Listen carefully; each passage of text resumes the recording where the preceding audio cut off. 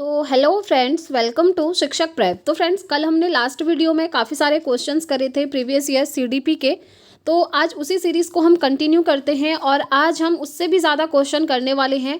पूरा निचोड़ वीडियो रहेगा फ्रेंड्स। आप ये मानिए 2011 से 2024 तक जितने भी आपके पीवाईक्यूज़ हुए हैं उन सभी का निचोड़ वीडियो है। कितना आप स्कोर करते हैं कमेंट करके ज़रूर बताइएगा। और देखिए, लास्ट टाइम है, अब एग्ज़ाम आपका बहुत नज़दीक है, तो आप ज़्यादा से ज़्यादा प्रीवियस ईयर सॉल्व करिए। हमारे चैनल पर डेली आपको प्रीवियस ईयर करवाई जाती है और आज की क्लास हमारी महा मैराथन क्लास है फ्रेंड्स। जी हाँ, आज काफ़ी सारे क्वेश्चन का कलेक्शन है यहाँ पर और ये सारे वो क्वेश्चन हैं जो रिपीटेडली आपसे पूछे हुए हैं।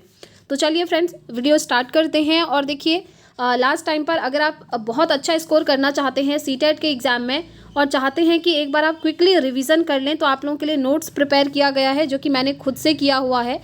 जब मेरा एग्ज़ाम था, मैंने भी सीटेट के दोनों पेपर क्वालिफाई करे हैं फ्रेंड्स, तो वहाँ पर बहुत ज़्यादा हेल्प किए थे वो नोट्स। तो अगर आप भी लास्ट टाइम पर रिवीजन करना चाहते हैं तो नोट्स को ज़रूर ले लीजिएगा। और नोट्स से रिलेटेड व्हाट्सअप नंबर आपको स्क्रीन पर दिख रहा होगा और बाकी सारी डिटेल्स आपको डिस्क्रिप्शन में मिल जाएंगी। तो चलिए फ्रेंड्स, वीडियो स्टार्ट करते हैं और लगा लेते हैं प्रीवियस ईयर का सेट। तो सबसे पहला क्वेश्चन है जो कि आपके सामने दिख रहा है।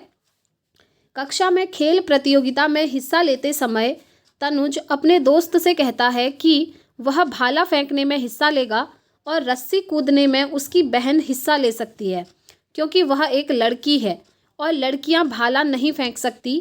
यह डैश को प्रदर्शित करता है। यहाँ पर आप देख सकते हैं क्वेश्चन यहाँ पर इंग्लिश में भी दिया हुआ है और हिंदी में भी। ऐसे ही रहता है फ्रेंड्स, आपका पेपर हिंदी और इंग्लिश दोनों मीडियम में, और अभी एग्जाम आपका ऑफलाइन है, ये चीज़ भी आपको पता होनी चाहिए। तो देखिए, क्वेश्चन में हो क्या रहा है कि क्लासरूम में एक कंपटीशन हो रहा है, ठीक है, स्पोर्ट्स कंपटीशन हो रहा है क्लासरूम में। तो जब उसमें पार्टिसिपेट कर रहे हैं बच्चे, तो वहाँ पर एक तनुज है, एक बच्चा है जो अपने दोस्त से कहता है कि वह भाला फेंकने में हिस्सा लेगा। ठीक है, किस चीज़ में हिस्सा लेगा? भाला फेंकने में हिस्सा लेगा। और जो रस्सी कूदना होता है उसमें उसकी बहन हिस्सा लेगी। मतलब बहन तो हिस्सा लेगी किसमें? जंप रोप में, यानी कि रस्सी कूदने में, और मैं हिस्सा लूँगा भाला फेंकने में। और वो कहता है कि क्योंकि यह एक लड़की है और लड़कियां भाला नहीं फेंक सकती हैं, वो सिर्फ और सिर्फ रस्सी कूद खेलेंगी। तो वो ऐसा कह रहा है, तो ये किस चीज़ को प्रदर्शित कर रहा है, ये आपसे पूछा हुआ है। ठीक है, बहुत ही अच्छा, बहुत ही ईजी क्वेश्चन है। आप लोग आंसर देने की कोशिश करिए। इसीलिए मैं थोड़ा सा पॉज लेकर के आपको करवाती हूँ ताकि आप लोग भी गेस कर पाएँ और क्वेश्चन का आंसर कर पाएँ। अब देखिए, क्या ये जेंडर कॉन्स्टेंसी है, यानी कि जेंडर संबद्धता है, या फिर जेंडर इक्वालिटी है, जेंडर समानता है, या फिर जेंडर इक्विटी है, जेंडर समता, या फिर जेंडर स्टीरियोटाइपिंग यानी कि जेंडर रूढ़िवादिता? तो बताइए ये क्या है। तो देखिए, जब भी आपको ऐसा क्वेश्चन मिले ना जहाँ पर लड़के और लड़कियों में भेदभाव हो रहा है, तो सीधी सी चीज़ आपके दिमाग में बैठनी चाहिए, वो जेंडर रूढ़िवादिता है, जेंडर स्टीरियोटाइपिंग है। जहाँ पर लड़के और लड़कियों के काम डिवाइड कर दिए जाते हैं, जहाँ पर लड़के और लड़कियों में भेदभाव किया जाता है। जैसा कि इस क्वेश्चन में हो रहा है, ये कहा जा रहा है कि लड़कियां भाला नहीं फेंक सकती हैं, वो सिर्फ रस्सी कूद ही खेलेंगी। ये कोई अच्छी बात थोड़ी है। ये जेंडर रूढ़िवादिता है जो पुराने ज़माने से चली आ रही है। ठीक है, भेदभाव वाली चीज़ें। तो इसीलिए फोर्थ ऑप्शन क्या हो जाएगा यहाँ पर? राइट आंसर हो जाएगा। ऐसा थोड़ी है कि लड़कियां भाला नहीं फेंक सकती। आप जानते हैं आजकल लड़कियां कहाँ तक पहुँच चुकी हैं, और ये कह रहा है कि लड़कियां भाला नहीं फेंक सकती हैं। तो ये क्या है? आपका एक जेंडर स्टीरियोटाइपिंग है। ठीक है, और देखिए फ्रेंड्स, ये जितने भी क्वेश्चंस हम कर रहे हैं ना, ये प्रीवियस ईयरली आपसे पूछे हुए हैं। और आप जानते हैं सीटेट में क्वेश्चन बहुत रिपीट होता है।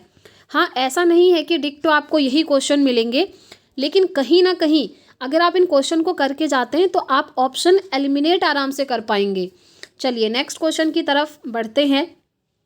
नेक्स्ट क्वेश्चन पूछा हुआ है आपके सामने, while divergent thinking dash convergent thinking dash, यानी कि अपसारी चिंतन डैश जबकि अभिसारी चिंतन डैश। आपको बताना है अपसारी चिंतन क्या है और अभिसारी चिंतन क्या है।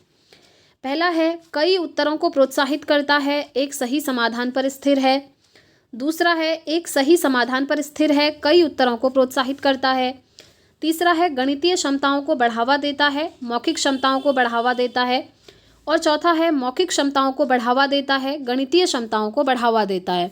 तो आपको बताना है अपसारी चिंतन यानी कि डाइवर्जेंट थिंकिंग क्या है और अभिसारी चिंतन यानी कि कन्वर्जेंट थिंकिंग क्या है। अब देखिए फ्रेंड्स, मैं आपको इसका कॉन्सेप्ट समझा देती हूँ ताकि आप आंसर को खुद ईजिली निकाल लेंगे। सबसे पहले बात करते हैं डाइवर्जेंट थिंकिंग की, यानी कि अपसारी चिंतन की। देखिए, जब आपको अगर कोई एक प्रॉब्लम दी हो और उसके मल्टीपल सॉल्यूशन होंगे तो वो आपका हमेशा होगा डाइवर्जेंट थिंकिंग, यानी कि अपसारी चिंतन। यानी कि एक प्रश्न के जब मल्टीपल आंसर्स होते हैं तो हम कहते हैं वो क्या है, डाइवर्जेंट थिंकिंग वाला क्वेश्चन है, जहाँ पर एक प्रश्न के अनेक उत्तर हों। ठीक है, समझ गए।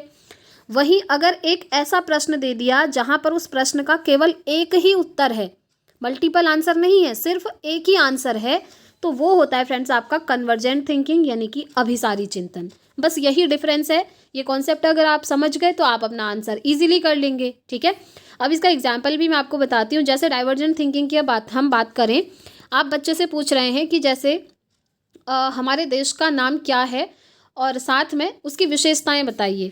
अब जो विशेषताएं हैं वो तो मल्टीपल हो सकती हैं, एक ही विशेषता थोड़ी है हमारे देश की, है ना। तो बच्चा क्या है, मल्टीपल आंसर देगा कि इसकी ये विशेषताएं हैं। वहीं अगर आपने पूछ लिया कि हमारे देश की राजधानी क्या है, अब आपने राजधानी का नाम पूछा है, नाम तो सिर्फ एक ही होगा, उसके तो मल्टीपल आंसर हो नहीं सकते। तो हमारे देश की राजधानी क्या है, वो सिर्फ नाम बता देगा कि राजधानी ये है। ये हो गया आपका कन्वर्जेंट थिंकिंग वाला क्वेश्चन। ठीक है, कहने का मतलब है जब एक क्वेश्चन के मल्टीपल आंसर होंगे उसको हम डाइवर्जेंट थिंकिंग कहेंगे, और अगर एक क्वेश्चन का एक ही आंसर होगा तो उसे हम कन्वर्जेंट थिंकिंग कहेंगे। आई थिंक आपका ये जो कॉन्सेप्ट है ये भी क्लियर हो गया होगा और अब आपने सही आंसर बता भी दिया होगा। चलिए आप लोग कमेंट करके बताइए कि इस क्वेश्चन का आंसर क्या हो सकता है। ऑप्शन मैंने आपको सारे बता ही दिए जो कि आपके सामने में है, तो सीधे से आंसर क्या हो जाएगा, ऑप्शन 1 हो जाएगा कि जो आपकी डाइवर्जेंट थिंकिंग है वो कई उत्तरों को प्रोत्साहित करती है, यानी कि एनकरेज मल्टीपल आंसर्स, जो कि अभी मैंने आपको बताया एक क्वेश्चन के मल्टीपल आंसर। ठीक है, वहीं कन्वर्जेंट थिंकिंग की बात करें तो ये एक सही समाधान पर स्थिर है। It is fixed on one correct solution. मैंने आपको बताया ना, जब एक क्वेश्चन का एक ही आंसर होगा तो उसको क्या कहेंगे, कन्वर्जेंट थिंकिंग कहेंगे। ठीक है, तो बस फर्स्ट ऑप्शन हमारा यहाँ पर बिल्कुल राइट हो जाएगा। चलिए आगे बढ़ते हैं नेक्स्ट क्वेश्चन की तरफ। नेक्स्ट क्वेश्चन आप स्क्रीन पर देख पा रहे होंगे, विच of the following statements about inclusive education is not correct. यानी कि निम्नलिखित में से कौन सा कथन समावेशी शिक्षा के बारे में सही नहीं है। ठीक है, समावेशी शिक्षा के बारे में सही नहीं है पूछा है। अब देखिए समावेशी शिक्षा क्या होती है, मैंने आपको पहले भी समझाया है, अभी भी हम बात करेंगे। समावेशी शिक्षा में क्या होता है ना कि सभी बच्चों को समान रूप से शिक्षा दी जाती है, कभी भी बच्चों में भेदभाव नहीं होता। ठीक है, और जो आप पढ़ते हैं ना कि विशेष आवश्यकता वाले जो बच्चे होते हैं, चिल्ड्रन विद स्पेशल नीड, उनको भी अलग से नहीं पढ़ाया जाता, सभी बच्चों को एक साथ शामिल करके, चाहे वो बच्चे दिव्यांग हों चाहे नॉर्मल हों, ताकि किसी भी बच्चे के मन में किसी के प्रति हीन भावना पैदा ना हो। सब नॉर्मली एक दूसरे के साथ फ्रेंडशिप करें और साथ में सहयोगी अधिगम कर पाएँ, और टीचर भी बच्चों को एक साथ जो है बिना भेदभाव के पढ़ाते हैं। तो वो होता है इंक्लूसिव एजुकेशन। और इसमें जो एजुकेशन दी जाती है ना फ्रेंड्स, वो बच्चों को ध्यान में रखकर दी जाती है, बच्चों को उनकी रुचि के अनुसार शिक्षा दी जाती है, उनकी नीड के अकॉर्डिंग शिक्षा दी जाती है, उनकी जो एज है उसके अकॉर्डिंग शिक्षा दी जाती है। तो इस तरीके से जैसे अगर बच्चा 3rd क्लास में है तो उसे 3rd क्लास के लेवल की चीज़ें पढ़ाएंगे, उसको हम 5th क्लास के लेवल की चीज़ें नहीं पढ़ा सकते, क्योंकि इतना अभी उसका जो माइंड है वो मैच्योर नहीं हुआ है। ठीक है, तो एज के अकॉर्डिंग भी शिक्षा दी जाती है समावेशी शिक्षा में। अब हम समझ गए कि समावेशी शिक्षा का कॉन्सेप्ट क्या है। चलिए अब क्वेश्चन में पूछा है कि समावेशी शिक्षा के बारे में कौन सा सही नहीं है ऑप्शन। ठीक है, तो चलिए एक बार ऑप्शन देख लेते हैं। ऑप्शन है आपके सामने सबसे पहला, समावेशी शिक्षण का अर्थ है ऐसे तरीकों से शिक्षण जो बहिष्कृत ना करे, जो क्या करे, बहिष्कृत ना करे। ठीक है, यानी कि सभी बच्चे मिलजुल कर पढ़ें, तो ये तो सही है, ऐसा तो होता है इसमें, अभी मैंने आपको बताया। नेक्स्ट है, समावेशी शिक्षण का अर्थ है उस शिक्षा शास्त्र को अपनाना जो सभी शिक्षार्थियों की आवश्यकताओं का समर्थन करता है। जी हाँ, अभी मैंने आपको बताया बच्चों को उनकी नीड के अकॉर्डिंग शिक्षा दी जाती है, ये भी यहाँ पर सही है। नेक्स्ट ऑप्शन देखिए, एक समावेशी कक्षा भाषा शैली में अंतर को समायोजित करती है और सहयोग को बढ़ावा देती है। जी हाँ, अभी हमने इसकी भी बात करी थी कि इसमें क्या होता है, बच्चे एक दूसरे के साथ सहयोग से पढ़ते हैं, कोलैबोरेशन को ये प्रमोट करता है। ठीक है, सहयोग की भावना को, ये भी सही है। लेकिन जो 4th ऑप्शन आप देख रहे हैं, निश्चित पाठ्यचर्या और मानक मूल्यांकन के आसपास ही एक समावेशी कक्षा का केंद्र होता है, यानी कि an inclusive classroom centres around fixed curriculum and standard assessment. देखिए कभी भी करिकुलम आपका फिक्स्ड नहीं होता है। ऐसा नहीं होता कि जो करिकुलम में फिक्स चीज़ें दी हैं वही आप बच्चे को पढ़ाएंगे, नहीं, बच्चों को आप एक्स्ट्रा एक्टिविटीज़ भी तो कराएंगे, स्पोर्ट्स वगैरह भी तो होता है। और स्पोर्ट्स के बारे में हमारे जो करिकुलम है उसमें तो दिया नहीं होता, तो क्या आप बच्चों को कराएंगे ही नहीं? कराना पड़ेगा, है ना, तभी तो बच्चों का ओवरऑल डेवलपमेंट होगा। तो इसीलिए निश्चित पाठ्यचर्या और जो असेसमेंट होता है कभी भी स्टैंडर्ड नहीं होना चाहिए फ्रेंड्स। मानक मूल्यांकन जो है आपका नेगेटिव चीज़ है। इसमें ना मानक निर्धारित कर दिए जाते हैं कि जिस बच्चे के इतने नंबर आ रहे हैं वो इंटेलिजेंट है, जिसके इससे कम आ रहे हैं वो मूर्ख है। तो ऐसे मानक मूल्यांकन जो है अच्छा नहीं माना जाता।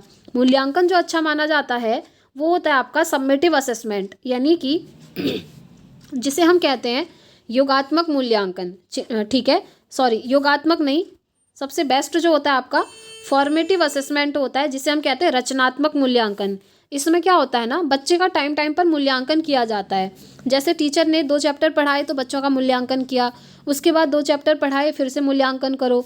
साथ में क्लासरूम में जो ग्रुप एक्टिविटीज़ होती हैं वहाँ पर आप मूल्यांकन कर सकते हैं। बच्चों को ग्रुप प्रोजेक्ट दे करके उनका मूल्यांकन कर सकते हैं इस तरीके से। तो जो आपका रचनात्मक मूल्यांकन होता है ना, जब भी आपको ऑप्शन में मिले कि रचनात्मक मूल्यांकन है तो वो आपका एक पॉजिटिव चीज़ है, वो आपका हमेशा सही होता है। ये चीज़ आपको ध्यान रखनी है, ठीक है। तो बस इस क्वेश्चन का हमको राइट आंसर मिल चुका है कि समावेशी शिक्षा के बारे में कौन सा ऑप्शन सही नहीं है। तो हम कहेंगे ये 4th वाला ऑप्शन हमारा सही नहीं है, इसीलिए 4th ऑप्शन इस क्वेश्चन का राइट हो जाएगा, ठीक है।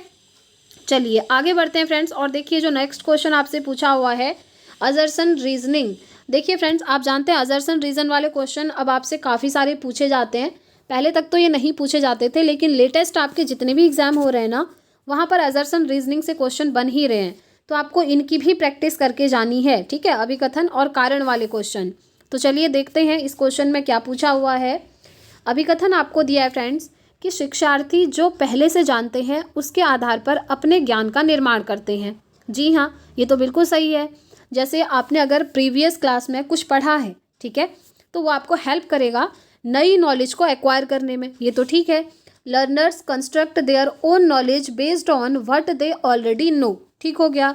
उसके बाद कारण की अगर बात करें तो कारण कह रहा है कि पैटर्न ढूंढना और पिछले ज्ञान के साथ जुड़ाव बनाने से शिक्षार्थियों को जानकारी को सार्थक रूप से संसाधित करने में मदद मिलती है। यानी कि finding patterns and making linkages with previous knowledge helps learner to process information meaningfully. जी हाँ, ये भी बिल्कुल सही बात है कि पैटर्न ढूंढना और जो पिछले ज्ञान के साथ जुड़ाव बनाने से जो शिक्षार्थियों की जानकारी है वो सार्थक रूप से क्या होती है, संसाधित होती है, ठीक है। तो ये दोनों ही हम कहेंगे यहाँ पर सही हैं, और ये जो है इसकी सही व्याख्या कर रहा है फ्रेंड्स। जी हाँ, ये जो कारण है ना, ये अधिगम की सही व्याख्या कर रहा है। तो इसीलिए इसका राइट आंसर क्या होगा, चलिए ऑप्शन की तरफ चलते हैं। ये कह रहा है ए और आर दोनों सही हैं और ए की आर सही व्याख्या कर रहा है। जी हाँ, ये बिल्कुल सही है, ठीक है। फर्स्ट ऑप्शन ही क्या होगा यहाँ पर, बिल्कुल सही हो जाएगा। बाकी ये कह रहा है कि ये सही व्याख्या नहीं कर रहा, ये कह रहा है आर गलत है, ये कह रहा है ये दोनों ही गलत हैं, तो ये सब क्या होंगे, हमारे एलिमिनेट हो जाएंगे। तो राइट आंसर ऑप्शन 1 हो जाएगा। चलिए फ्रेंड्स आगे चलते हैं। देखिए फिर से आपसे नेक्स्ट क्वेश्चन अजर्सन रीजन से ही पूछ लिया गया है, इसलिए इसकी प्रैक्टिस करना मस्ट है फ्रेंड्स। तो चलिए देखते हैं। अजर्सन दिया है, अभिकथन दिया है कि बच्चों द्वारा बचपन अलग अलग संस्कृतियों में अलग अलग तरीके से अनुभव किया जाता है। क्या आप ये मानते हैं? जी हाँ, क्योंकि देखिए childhood is experienced differently bye children across culture. देखिए हर बच्चे का जन्म अलग अलग संस्कृति में हो सकता है, ज़रूरी नहीं है कि सभी की संस्कृति एक जैसी हो। आप जानते हैं इंडिया में बहुत सारे कल्चर्स हैं, ठीक है। तो जिस बच्चे का जन्म जिस कल्चर में हुआ है वो वहाँ का कल्चर सीखेगा और उसी के अकॉर्डिंग क्या करता है, वो एक्सपीरियंस यानी कि अनुभव को गेन करता है। ये तो आप जानते ही हैं। तो हम कहेंगे अभिकथन क्या हो जाएगा यहाँ पर, बिल्कुल सही हो जाएगा। नेक्स्ट कारण की बात करें तो कारण देखिए कि बच्चों का विकास सार्वभौमिक है। Children's development is universal. ये यहाँ पर फ्रेंड्स कहीं ना कहीं आपको क्या लग रहा है, बताइए, गलत लग रहा है, ठीक है। कारण क्या है यहाँ पर, गलत है। ये कह रहा है बच्चों का विकास सार्वभौमिक है, चिल्ड्रंस डेवलपमेंट इज़ यूनिवर्सल। तो इसीलिए ये इसका कोई कारण सही नहीं है। ये सेंटेंस अपने आप में ही गलत है, क्योंकि जब बच्चों का विकास सार्वभौमिक नहीं होता है फ्रेंड्स, कहने का मतलब है सार्वभौमिक का कि यूनिवर्सल होता है, सबका विकास एक जैसे होता है। तो ऐसा पॉसिबल नहीं है कि दुनिया में हर बच्चे का विकास एक जैसे हो। आपने देखा होगा कोई बच्चे जल्दी चलना सीख लेते हैं, कोई बच्चे चलने में बहुत टाइम लगाते हैं, कुछ बच्चे बहुत छोटे होते हैं वो क्लियरली बोलना स्टार्ट कर देते हैं, कुछ बच्चे ऐसे होते हैं जो बड़े हो जाते हैं, स्कूल जाने लग जाते हैं, तब भी वो क्लियर नहीं बोल पाते। तो जो ये विकास है ना, डेवलपमेंट है, वो यूनिवर्सल नहीं है, ये अलग अलग तरीके से होता है। ठीक है, तो इसीलिए कारण क्या है यहाँ पर हमारा गलत है। तो बस हमें आंसर मिल चुका है कि अभिकथन हमारा सही है लेकिन कारण हमारा गलत है। अब ऐसा ऑप्शन आपको ढूंढना होगा, कहाँ पर दिया है देखिए। ये कह रहा है ए और आर दोनों सही हैं, नहीं। ये कह रहा है ए और आर दोनों सही हैं, जी नहीं, ये सही नहीं है आर हमारा, तो आगे को पढ़ने की ज़रूरत ही नहीं है। नेक्स्ट कह रहा है ए सही है लेकिन आर गलत है, जी हाँ, ये third option will be the right answer, because यहाँ पर दिया हुआ है कि अभिकथन ए तो सही है लेकिन जो रीज़न कारण आर है वो गलत है। ठीक है, तो थर्ड ऑप्शन क्या होगा इसका, राइट हो जाएगा। चलिए, और देखिए फोर्थ ऑप्शन कह रहा है ए और आर दोनों गलत हैं, तो ऐसा नहीं है क्योंकि ए तो अपने आप में सही है, अभिकथन क्या है, सही है। ठीक है, तो थर्ड ऑप्शन राइट होगा। चलिए आगे बढ़ते हैं, नेक्स्ट क्वेश्चन देखिए। According to attribution theory of motivation, यानी कि अभिप्रेरणा के आरोपण सिद्धांत के अनुसार निम्नलिखित में से किससे लगातार कोशिश और बेहतर प्रदर्शन की संभावना है, बताइए। According to attribution theory of motivation which of the following is more likely to result in persistent effort and improved performance, बताइए कि किससे लगातार कोशिश और बेहतर प्रदर्शन की संभावना है। पहला है सफलता के लिए आंतरिक आरोपण और असफलता के लिए बाहरी आरोपण। दूसरा है सफलता के लिए बाहरी आरोपण और असफलता के लिए आंतरिक आरोपण। नेक्स्ट है असफलता और सफलता दोनों के लिए आंतरिक आरोपण। और तीसरा है असफलता और सफलता दोनों के लिए बाहरी आरोपण। ठीक है, बात हो रही है एट्रीब्यूशन की। अभी इंटरनल होगा या एक्सटर्नल होगा, ये चीज़ आपको ढूंढना है यहाँ पर।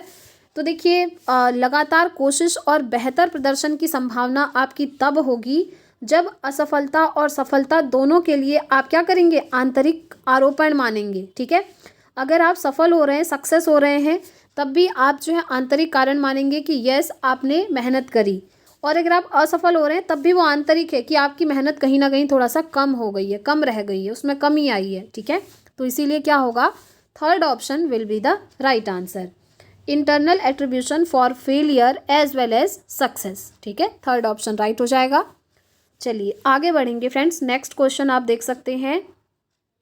विच of the following is a की प्रिंसिपल ऑफ प्रोग्रेसिव एजुकेशन, यानी कि निम्नलिखित में से कौन सा प्रगतिशील शिक्षा का एक प्रमुख सिद्धांत है। प्रगतिशील शिक्षा, प्रोग्रेसिव एजुकेशन, ये क्या होती है, ये मैंने आपको पहले भी करवाया है। प्रगतिशील शिक्षा में क्या होता है, वही चीज़ जैसे समावेशी शिक्षा में होता है ना, बच्चा क्या होता है ना, इसमें एक्टिव होता है, खुद से एक्टिविटीज़ करके चीज़ों को सीखता है। ठीक है, चलिए ऑप्शन देख लेते हैं एक बार। पहला है छात्रों के सीखने को मापने के लिए मानकीकृत परीक्षण सबसे अच्छा तरीका है। आपको याद आया होगा, अभी एक क्वेश्चन में आया भी था स्टैंडर्डाइज्ड मूल्यांकन, तब मैंने आपको बताया था कि ये मानकीकृत क्या होता है, सही नहीं होता है, ये नेगेटिव है, तो ये तो ऐसे ही एलिमिनेट हो गया। इसी तरीके से मैं आपको बोलती हूँ, इसीलिए फ्रेंड्स कि मैं आपको जो जो एक एक वर्ड बोल रही हूँ ना, उसे ध्यान से सुनिए, और अगर आपको लगता है कि कुछ आप नया सुन रहे हैं तो उसे नोट डाउन ज़रूर करिए, क्योंकि वो कहीं ना कहीं किसी ना किसी क्वेश्चन में आपको हेल्प ज़रूर कर जाएगा। जैसे कि अभी आपने देखा, ठीक है, मानकीकृत परीक्षण क्या होता है, ये नेगेटिव होता है। यहाँ पर ना मानक निर्धारित हो जाते हैं, जैसे इस बच्चों का ग्रुप इंटेलिजेंट है, वो वाले बच्चों का ग्रुप ऐसे बच्चे हैं जो मूर्ख हैं, इस तरीके से, जो कि क्या है, गलत है, नहीं करना चाहिए। ठीक है, तो इसीलिए ये हमारा एलिमिनेट। नेक्स्ट है छात्रों को अपने शिक्षकों से ज्ञान का निष्क्रिय प्राप्त करना होना चाहिए। निष्क्रिय प्राप्तकर्ता मतलब क्या है, students should be passive recipients of knowledge from there teachers. कभी भी निष्क्रिय नहीं होना चाहिए, बल्कि क्या होना चाहिए, सक्रिय होना चाहिए। इस पैसिव की जगह होना चाहिए एक्टिव। ठीक है, अब जैसे ये कह रहा है निष्क्रिय प्राप्तकर्ता, मतलब टीचर कुछ पढ़ा रहे हैं और बच्चा निष्क्रिय है। निष्क्रिय होने का मतलब होता है फ्रेंड्स, जब बच्चे की रुचि नहीं है पढ़ने में, उसका मन ही नहीं है, ज़बरदस्ती आप उसे पढ़ा रहे हैं, तो वो होता है निष्क्रिय। लेकिन सक्रिय मतलब होता है जब बच्चे का पढ़ने में रुचि है, उसका मन है पढ़ने में, उसको हम कहते हैं कि बच्चा सक्रिय है। तो बच्चे को सक्रिय होना चाहिए, ना कि निष्क्रिय। ठीक है, तो इसीलिए ये ऑप्शन भी क्या हो जाएगा, हमारा एलिमिनेट हो जाएगा। नेक्स्ट ऑप्शन देखिए, सीखना प्रामाणिक कार्यों पर आधारित होना चाहिए, यानी कि learning should be based on authentic task. ये हमको सही लग रहा है, फिर भी फोर्थ ऑप्शन ज़रूर देखेंगे, क्योंकि हो सकता है फोर्थ ऑप्शन ज़्यादा मोस्ट अप्रोप्रिएट हो जाए, है ना, ऐसा भी होता है। इसलिए पहले सारे ऑप्शंस को आपने ध्यान से रीड करना है, हर एक वर्ड। तो नेक्स्ट ऑप्शन है कि पाठ्यचर्या पूर्व निर्धारित और सार्वभौमिक होनी चाहिए, यानी कि curriculum should be pre determined and universal. ऐसा नहीं होता है फ्रेंड्स कि पहले से ही निर्धारित हो और बिल्कुल सार्वभौमिक हो सबके लिए, ऐसा नहीं है, ठीक है। तो इसीलिए फोर्थ ऑप्शन भी क्या हो जाएगा हमारा, एलिमिनेट हो जाएगा। तो थर्ड ऑप्शन इसका राइट हो जाएगा फ्रेंड्स, कि जो बच्चों को आप सिखा रहे हैं वो प्रामाणिक कार्यों पर आधारित होने चाहिए, यानी कि उसके प्रमाण होने चाहिए, ठीक है। क्या होना चाहिए, वो ऑथेंटिक होना चाहिए। ऐसा नहीं कि आप कुछ भी पढ़ा दे रहे हैं, ऐसी चीज़ पढ़ाओ जो ऑथेंटिक है और बच्चे को लाइफ में काम भी आए। हम कहते हैं ना रियल लाइफ की चीज़ें बच्चों को सिखाना, तो वही है। थर्ड ऑप्शन क्या होगा इसका, राइट हो जाएगा। चलिए आगे बढ़ते हैं फ्रेंड्स। नेक्स्ट क्वेश्चन देखिए, फिर से आपका एक अजर्सन रीज़न भी दिख रहा है, इसीलिए मैंने आपको पहले ही बोला कि अजर्सन रीज़न आपको बहुत अच्छे से सॉल्व करके जाना है। अभी हम इस पर आएंगे, पहले इस क्वेश्चन को कर लेते हैं। ये जो क्वेश्चन पूछा है देखिए, विकास के किस पहलू में तर्क, चिंतन और समस्या समाधान की व्याख्या की जाती है। Reasoning, thinking and problem solving are explained in which aspect of development. तो बताइए किस एस्पेक्ट में इन तीनों की व्याख्या करी जाती है। पहला है सामाजिक विकास, दूसरा है संज्ञानात्मक विकास, तीसरा है नैतिक विकास, चौथा है गतिक विकास। अब जो स्टूडेंट्स कंटिन्यूसली इस चैनल को फॉलो कर रहे हैं, कंटिन्यूसली हमारे साथ PYQ लगा रहे हैं, उनको तो आंसर मिल गया होगा, क्योंकि ये सेम क्वेश्चन आपका एक बार पहले रिपीट हो चुका है और तब भी मैंने आपको समझाया था, और अभी भी हम इसको डिटेल में एक्सप्लेन करके समझेंगे, क्योंकि बहुत सारे स्टूडेंट्स ऐसे होते हैं जो कि चैनल पर नए होते हैं, तो उन्हें भी हर एक क्वेश्चन का डिटेल्ड एक्सप्लेनेशन मिलना चाहिए, ठीक है। तो देखिए फ्रेंड्स, अब मैं आपसे एक क्वेश्चन पूछूं कि अगर आप किसी भी चीज़ में तर्क लगाते हैं, रीजनिंग करते हैं, यानी कि लॉजिक लगाते हैं, या फिर आप किसी भी चीज़ के बारे में सोचते हैं, ठीक है, थिंक करते हैं, या फिर आप किसी प्रॉब्लम का सॉल्यूशन निकालने की कोशिश करते हैं, यानी कि समस्या का समाधान करने की कोशिश करते हैं, तो आप किस चीज़ का सबसे ज़्यादा यूज़ करते हैं, किस चीज़ का सबसे ज़्यादा आप प्रयोग करते हैं। तो आप सीधे कहेंगे कि हम प्रयोग करते हैं अपने दिमाग का, अपने ब्रेन का। क्योंकि देखिए अगर हम चिंतन करते हैं, सोचते हैं, तो कहाँ से सोचते हैं, अपने दिमाग से सोचते हैं, यानी कि अपने ब्रेन से सोचते हैं। अगर हमारे सामने कोई प्रॉब्लम आ गई तो उसका सॉल्यूशन हम कैसे निकालते हैं, अपने दिमाग का यूज़ करके निकालते हैं। हम सोचते हैं ना कि ये प्रॉब्लम आ गई, इसका सॉल्यूशन कैसे निकलेगा। ये सारी एक्टिविटीज़ कहाँ हो रही हैं, हमारे माइंड में हो रही हैं, हमारे ब्रेन से हो रही हैं। तो बस ये क्या है, हमारे ब्रेन का ही हिस्सा है।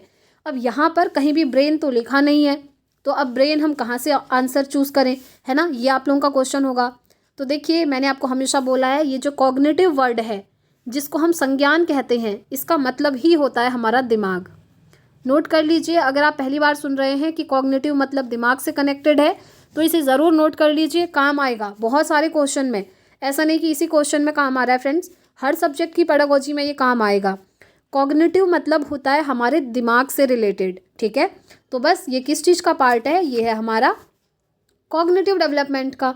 क्योंकि जब हम कोई भी चीज़ सोचते हैं, चिंतन करते हैं, समस्या समाधान करते हैं, या किसी चीज़ के लिए तर्क लगाते हैं, तो अपने दिमाग से ही तो लगाते हैं, दिमाग का ही यूज़ होता है। अब ऐसा तो है नहीं कि आप समाज का यूज़ कर रहे हैं, सोसाइटी का, या अपनी मोरल वैल्यूज़, या फिर मोटर स्किल्स जो आपकी गति कौशल होती हैं, फिजिकल एक्टिविटी, ऐसा तो नहीं है। सबसे पहले आप अपने दिमाग का यूज़ करते हैं, आप अपने दिमाग से सोचते हैं कि इस प्रॉब्लम का सोल्यूशन क्या हो सकता है। तो इसीलिए इसका राइट आंसर क्या हो जाएगा, कॉग्निटिव डेवलपमेंट, यानी कि संज्ञानात्मक विकास, ठीक है। आई होप आपका ये कॉन्सेप्ट भी यहाँ से क्लियर हुआ होगा।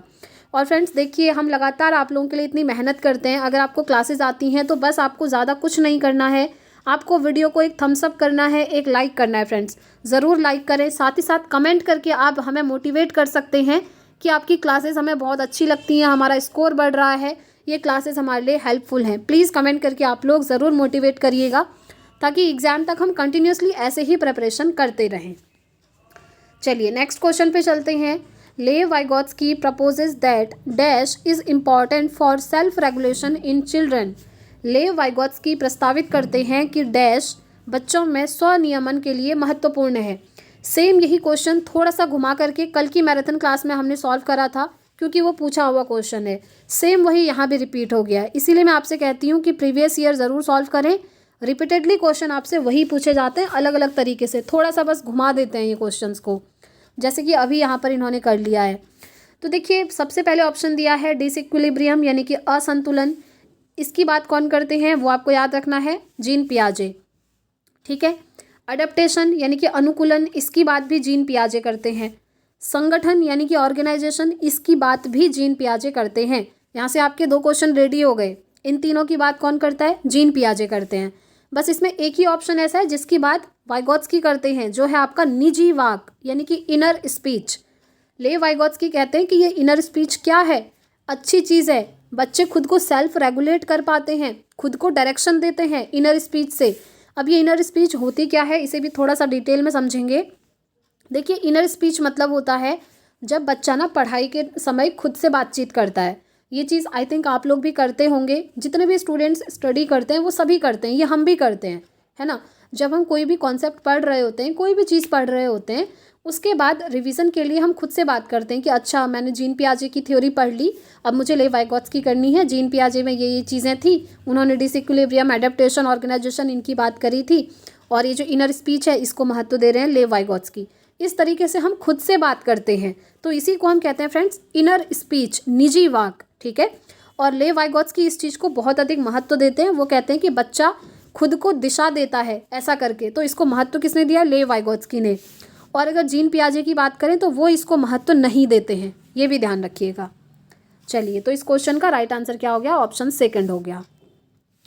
आगे बढ़ते हैं नेक्स्ट क्वेश्चन की तरफ, जो कि आपका फिर से असर्शन रीजन से पूछा है, यानी कि अभिकथन और कारण से क्वेश्चन पूछा है। ठीक है, तो अभिकथन दिया है आपको कि लॉरेंस कोहलबर्ग के नैतिक विकास सिद्धांत में बच्चे कार्यों को उनके परिणाम के आधार पर अच्छा या बुरा समझने से इस समझ पर पहुंचते हैं कि नियम और कानून नम्य हैं यानी कि फ्लेक्सिबल हैं और बदले जा सकते हैं यानी कि कैन बी चेंज्ड। ठीक है, अब बताइए क्या ये असर्शन सही है? जी हाँ, ये बिल्कुल सही है, ऐसा कोहलबर्ग कहते हैं। कारण देखिए, कारण क्या दिया हुआ है कि लॉरेंस कोहलबर्ग का तर्क है कि नैतिक विकास क्रमिक रूप से चरणों में होता है। आप तो जानते ही हैं, इन्होंने स्टेजेस बताई हैं 3, प्री कन्वेंशनल, कन्वेंशनल और पोस्ट कन्वेंशनल। तो ऑब्वियसली ये तो इन चरणों की बात करते ही हैं कि बच्चे का जो नैतिक विकास है वो इन्हीं क्रम में होता है। ये भी बिल्कुल सही है, और हम कहेंगे कि ये दोनों सही हैं और ये इसकी बिल्कुल सही व्याख्या कर रहा है। ठीक है, तो ऐसा ऑप्शन हमको ऑप्शन 1 में ही दिख रहा है कि ए और आर दोनों सत्य हैं और आर ए की सही व्याख्या करता है। बस आपने इसको टिक कर देना है, ये आपका सही हो जाएगा। आई थिंक आप लोग काफ़ी सारे क्वेश्चंस को सही भी कर पा रहे होंगे फ्रेंड्स। कमेंट करके आप ज़रूर बताएं कि आप कितने क्वेश्चन जो है खुद से सॉल्व कर पा रहे हैं, सही कर पा रहे हैं। और अगर नहीं कर पा रहे हैं सही, तो बिलीव मी, यहाँ अगर आप प्रिपरेशन कर रहे हैं तो आप बहुत अच्छा स्कोर करेंगे सीटेट में फ्रेंड्स। जितने भी स्टूडेंट्स ने नोट्स लिया है ना, उनके आप रिव्यूज़ देखिए, उनसे डिस्कस करिए, आप हमारे टेलीग्राम पर ज्वाइन हो जाइए, सारी चीज़ें आपको क्लियर हो जाएंगी। और बिलीव मी, आपको नोट्स भी बहुत पसंद आने वाला है। नोट से रिलेटेड सारी जो इन्फॉर्मेशन है आपको डिस्क्रिप्शन में दी है, वहाँ जाकर आप पेड नोट्स को परचेज कर सकते हैं। चलिए नेक्स्ट क्वेश्चन पे अब हम चलेंगे, जो कि हार्वर्ड गार्डनर से रिलेटेड है। हार्वर्ड गार्डनर के बहुबुद्धि के सिद्धांत के अनुसार निम्नलिखित में से कौन सा सेट बुद्धि और उसके संबंधित विशेषताओं के सही मेल का प्रतिनिधित्व करता है? आप जानते हैं मल्टीपल इंटेलिजेंस की थ्योरी किसने दी है? हार्वर्ड गार्डनर ने दी है, जिसमें वो 8 प्रकार की बुद्धि की बात करते हैं। नोट डाउन कर लीजिए, कितने प्रकार की बुद्धि? 8 प्रकार की बुद्धि। ठीक है, उनमें से बुद्धि का कौन सा सेट और उसकी विशेषताएं जो हैं यहाँ पर मेल खा रही हैं, जो कि सही हैं, ये आपसे पूछा है। करेक्ट मैच कौन सा है? तो चलिए ऑप्शन की तरफ चलेंगे। पहला है अंतर्वैयक्तिक यानी कि इंट्रापर्सनल, दूसरों को समझने और उनके साथ संबंध स्थापित करने के कौशल। जी नहीं, ये तो सही नहीं है फ्रेंड्स। क्यों सही नहीं है? देखिए, इंट्रापर्सनल मतलब होता है जब इंसान खुद को बहुत अच्छे से समझता है। अगर ये दूसरों की जगह लिखा होता ना यहाँ पर स्वयं, तो ये हमारा सही हो जाता, क्योंकि इंट्रापर्सनल में होता है स्वयं को समझने और उनके साथ संबंध स्थापित करने के कौशल। यानी कि जब बच्चा खुद को समझता है, खुद के इमोशन को समझता है, तो हम कहते हैं उस व्यक्ति के अंदर क्या है? इंट्रापर्सनल इंटेलिजेंस है। लेकिन यहाँ लिख दिया है दूसरों को समझना, तो दूसरों को जो व्यक्ति अच्छे से समझता है उसके अंदर क्या होता है वो भी आप ध्यान से सुनिए। उसके अंदर इंटरपर्सनल इंटेलिजेंस अच्छा होता है। बस एक ही वर्ड का डिफरेंस है, ये तो है इंट्रापर्सनल और वो होता है इंटरपर्सनल। सिंपल सी चीज़ है, इंटर मतलब होता है दूसरों को अच्छे से समझना और इंट्रापर्सनल मतलब होता है स्वयं को बहुत अच्छे से समझना। बस इतना ही डिफरेंस है। अगर आपको अभी तक पता था तो अच्छी बात है, नहीं पता था तो नोट डाउन कर लें, बहुत इंपॉर्टेंट है फ्रेंड्स, बहुत बहुत ज़्यादा इंपॉर्टेंट है। इसमें आप स्टार मार्क भी कर सकते हैं, काफ़ी बार पूछा हुआ क्वेश्चन है, ठीक है। इसीलिए पहला ऑप्शन हो गया हमारा एलिमिनेट, ठीक। चलिए नेक्स्ट ऑप्शन देखिए, तार्किक गणितीय यानी कि लॉजिकल मैथमेटिकल नृत्य या क्रीड़ा संबंधी क्षमताएं। क्रीड़ा मतलब देखिए skill of dance and athletic activities की बात हो रही है, तो ये क्या है, ये भी हमारा एलिमिनेट हो जाएगा, ये भी सही नहीं है। अगर किसी बच्चे के अंदर लॉजिकल मैथमेटिकल स्किल अच्छी होगी, उसका लॉजिक वाला इंटेलिजेंस अच्छा होगा, तो वो नृत्य और क्रीड़ा संबंधी क्षमताएं नहीं बल्कि मैथ से रिलेटेड कैलकुलेशन वगैरह, जो मैथमेटिशियन होते हैं, गणितज्ञ होते हैं, वो बनेगा, ना कि उसका ये वाला स्किल अच्छा होगा, ठीक है। तो इसीलिए ये ऑप्शन भी हो गया एलिमिनेट। चलिए नेक्स्ट ऑप्शन देखिए, संगीतमय यानी कि म्यूजिकल इंटेलिजेंस, प्रदर्शन या रचना करने के कौशल यानी कि परफॉर्मेंस और कंपोजिशन स्किल्स। और उसके बाद चौथा ऑप्शन है स्थानिक यानी कि स्पेशल इंटेलिजेंस, प्राकृतिक वातावरण की सराहना करने के कौशल यानी कि skill of appreciation the nature world. देखिए स्थानिक जो यहाँ पर दिया है यानी कि स्पेशल इंटेलिजेंस दिया है, ये जो है प्राकृतिक वातावरण वाली बुद्धि अच्छी नहीं होगी उनमें, बल्कि स्थान को देखकर, जैसे मूर्तिकार वगैरह होते हैं ना, उनको अगर आप छोटा सा एरिया दिखा दो तो वो बता देंगे कि यहाँ पर क्या क्या चीज़ें कैसे की जा सकती हैं, वो वाली बुद्धि उनके अंदर होती है। लेकिन ये जो प्राकृतिक वातावरण वाली बात है ना, यहाँ पर ऑप्शन यहाँ पर क्या होना था मैं बताती हूँ आपको। चलिए यहाँ पर ये जो प्राकृतिक वातावरण है इसके साथ होना चाहिए था आपकी नेचर इंटेलिजेंस यानी कि वातावरण वाली जो बुद्धि होती है, ठीक है। तो इसीलिए ये भी क्या होगा, हमारा एलिमिनेट हो जाएगा। तो बचा हमारे पास थर्ड ऑप्शन म्यूजिकल इंटेलिजेंस, संगीतमय बुद्धि। जिसके अंदर संगीतमय बुद्धि अच्छी होगी ना, उसमें परफॉर्मेंस और कंपोजिशन स्किल्स अच्छी होंगी, यानी कि वो खुद को अच्छे से प्रदर्शित कर पाएगा और रचना करने के कौशल उसमें होंगे। जैसे कोई बच्चा बहुत अच्छा म्यूजिक उसे आता है, वो गाता है, तो उसके अंदर ये वाली इंटेलिजेंस अच्छी पाई जाएगी। इसे भी नोट डाउन कर लीजिए, ठीक है।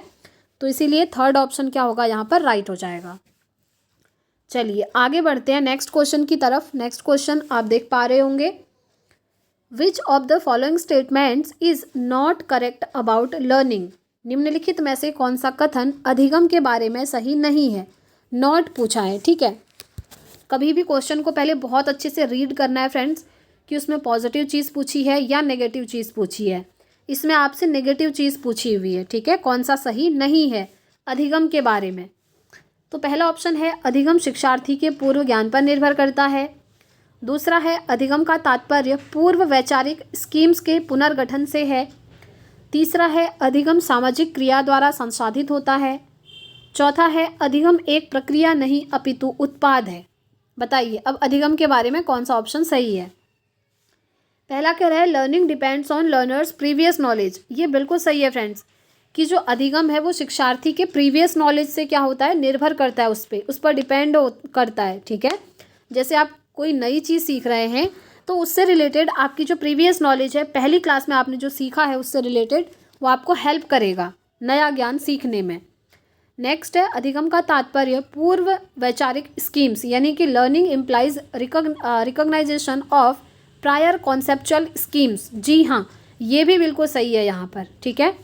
नेक्स्ट आता है आपका कि अधिगम सामाजिक क्रिया द्वारा संसाधित होता है, यानी कि learning is facilitated by social action. जी हाँ, सभी बच्चे एक साथ पढ़ते हैं, ऐसा तो है नहीं कि बच्चा अकेला पढ़ रहा है ना, तो इसीलिए ये ऑप्शन भी सही है।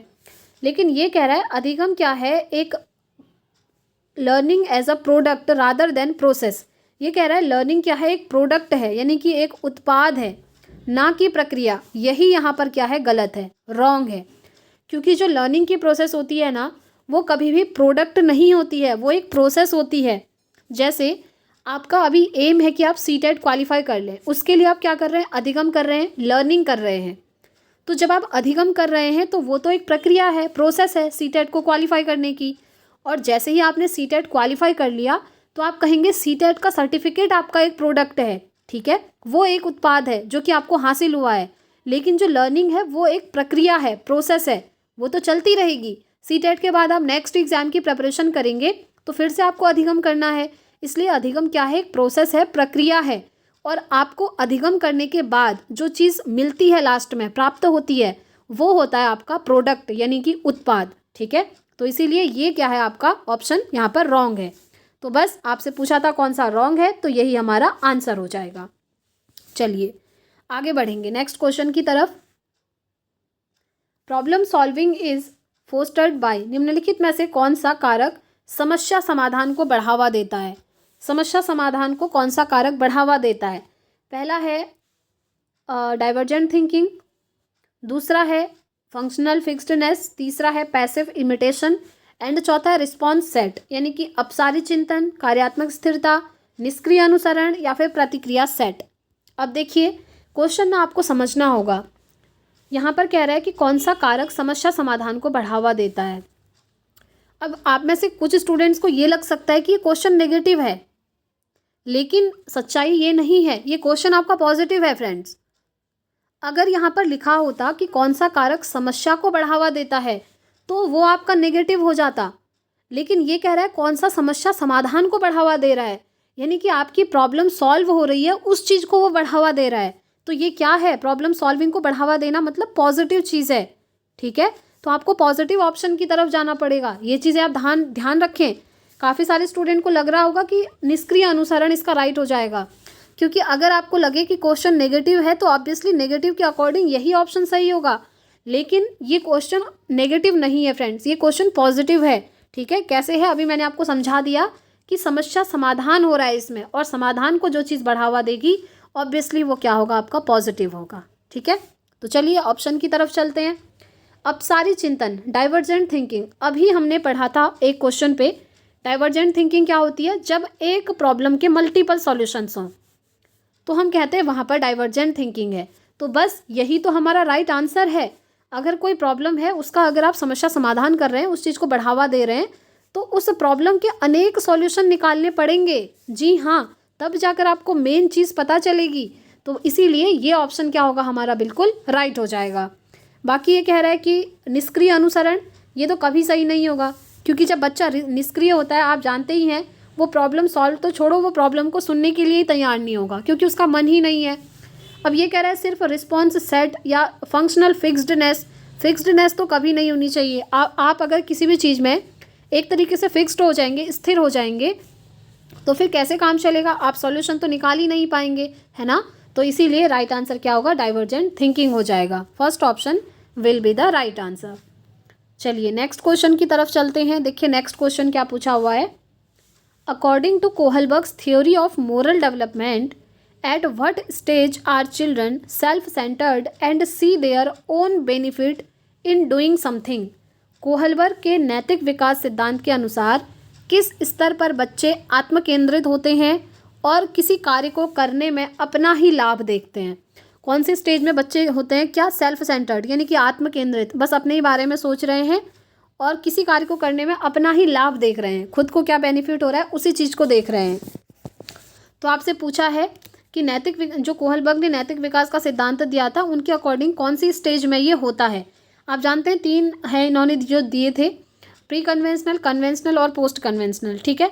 तो कौन से स्तर पर ये होता है ये आपसे पूछा हुआ है।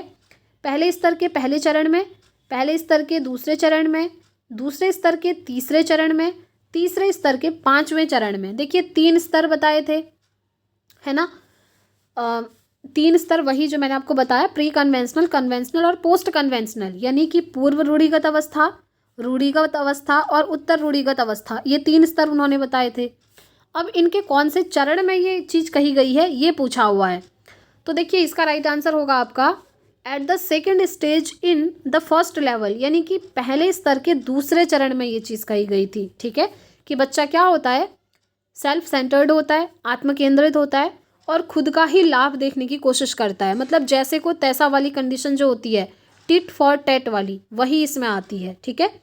तो इसीलिए सेकंड ऑप्शन क्या होगा, इसका बिल्कुल राइट हो जाएगा। चलिए आगे बढ़ेंगे। नेक्स्ट क्वेश्चन देखिए जो आपसे पूछा हुआ है। Inclusion of students belonging to disadvantaged groups demands, वंचित वर्गों के से संबंधित विद्यार्थियों के समावेशन के लिए। अभी हमने वंचित वर्ग के बच्चों की आई थिंक एक बार बात भी करी थी। तो जो वंचित वर्ग के बच्चे होते हैं उनको अगर आप इंक्लूड करना चाहते हैं, उनका समावेश करना चाहते हैं, तो उसके लिए सबसे बेस्ट तरीका क्या होगा ये पूछा है। पहला है कि विविध परंपराओं के प्रति जागरूकता और संवेदनशीलता को बढ़ावा देना चाहिए। दूसरा है पहचान आधारित रूढ़ियों को प्रमाणित और प्रोत्साहित किया जाना चाहिए। तीसरा है सामाजिक संबद्धता के आधार पर कक्षा में अलगाव करना चाहिए।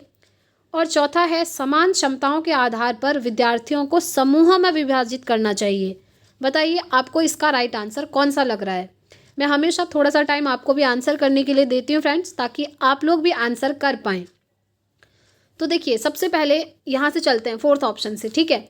समान क्षमताओं के आधार पर बच्चों को आप समूह में विभाजित कर रहे हैं। आप खुद सोचिए, जैसे आपने कहा कुछ बच्चे जिनके 20 में से 20 मार्क्स आए वो इंटेलिजेंट हैं, उनका अलग ग्रुप बना दिया।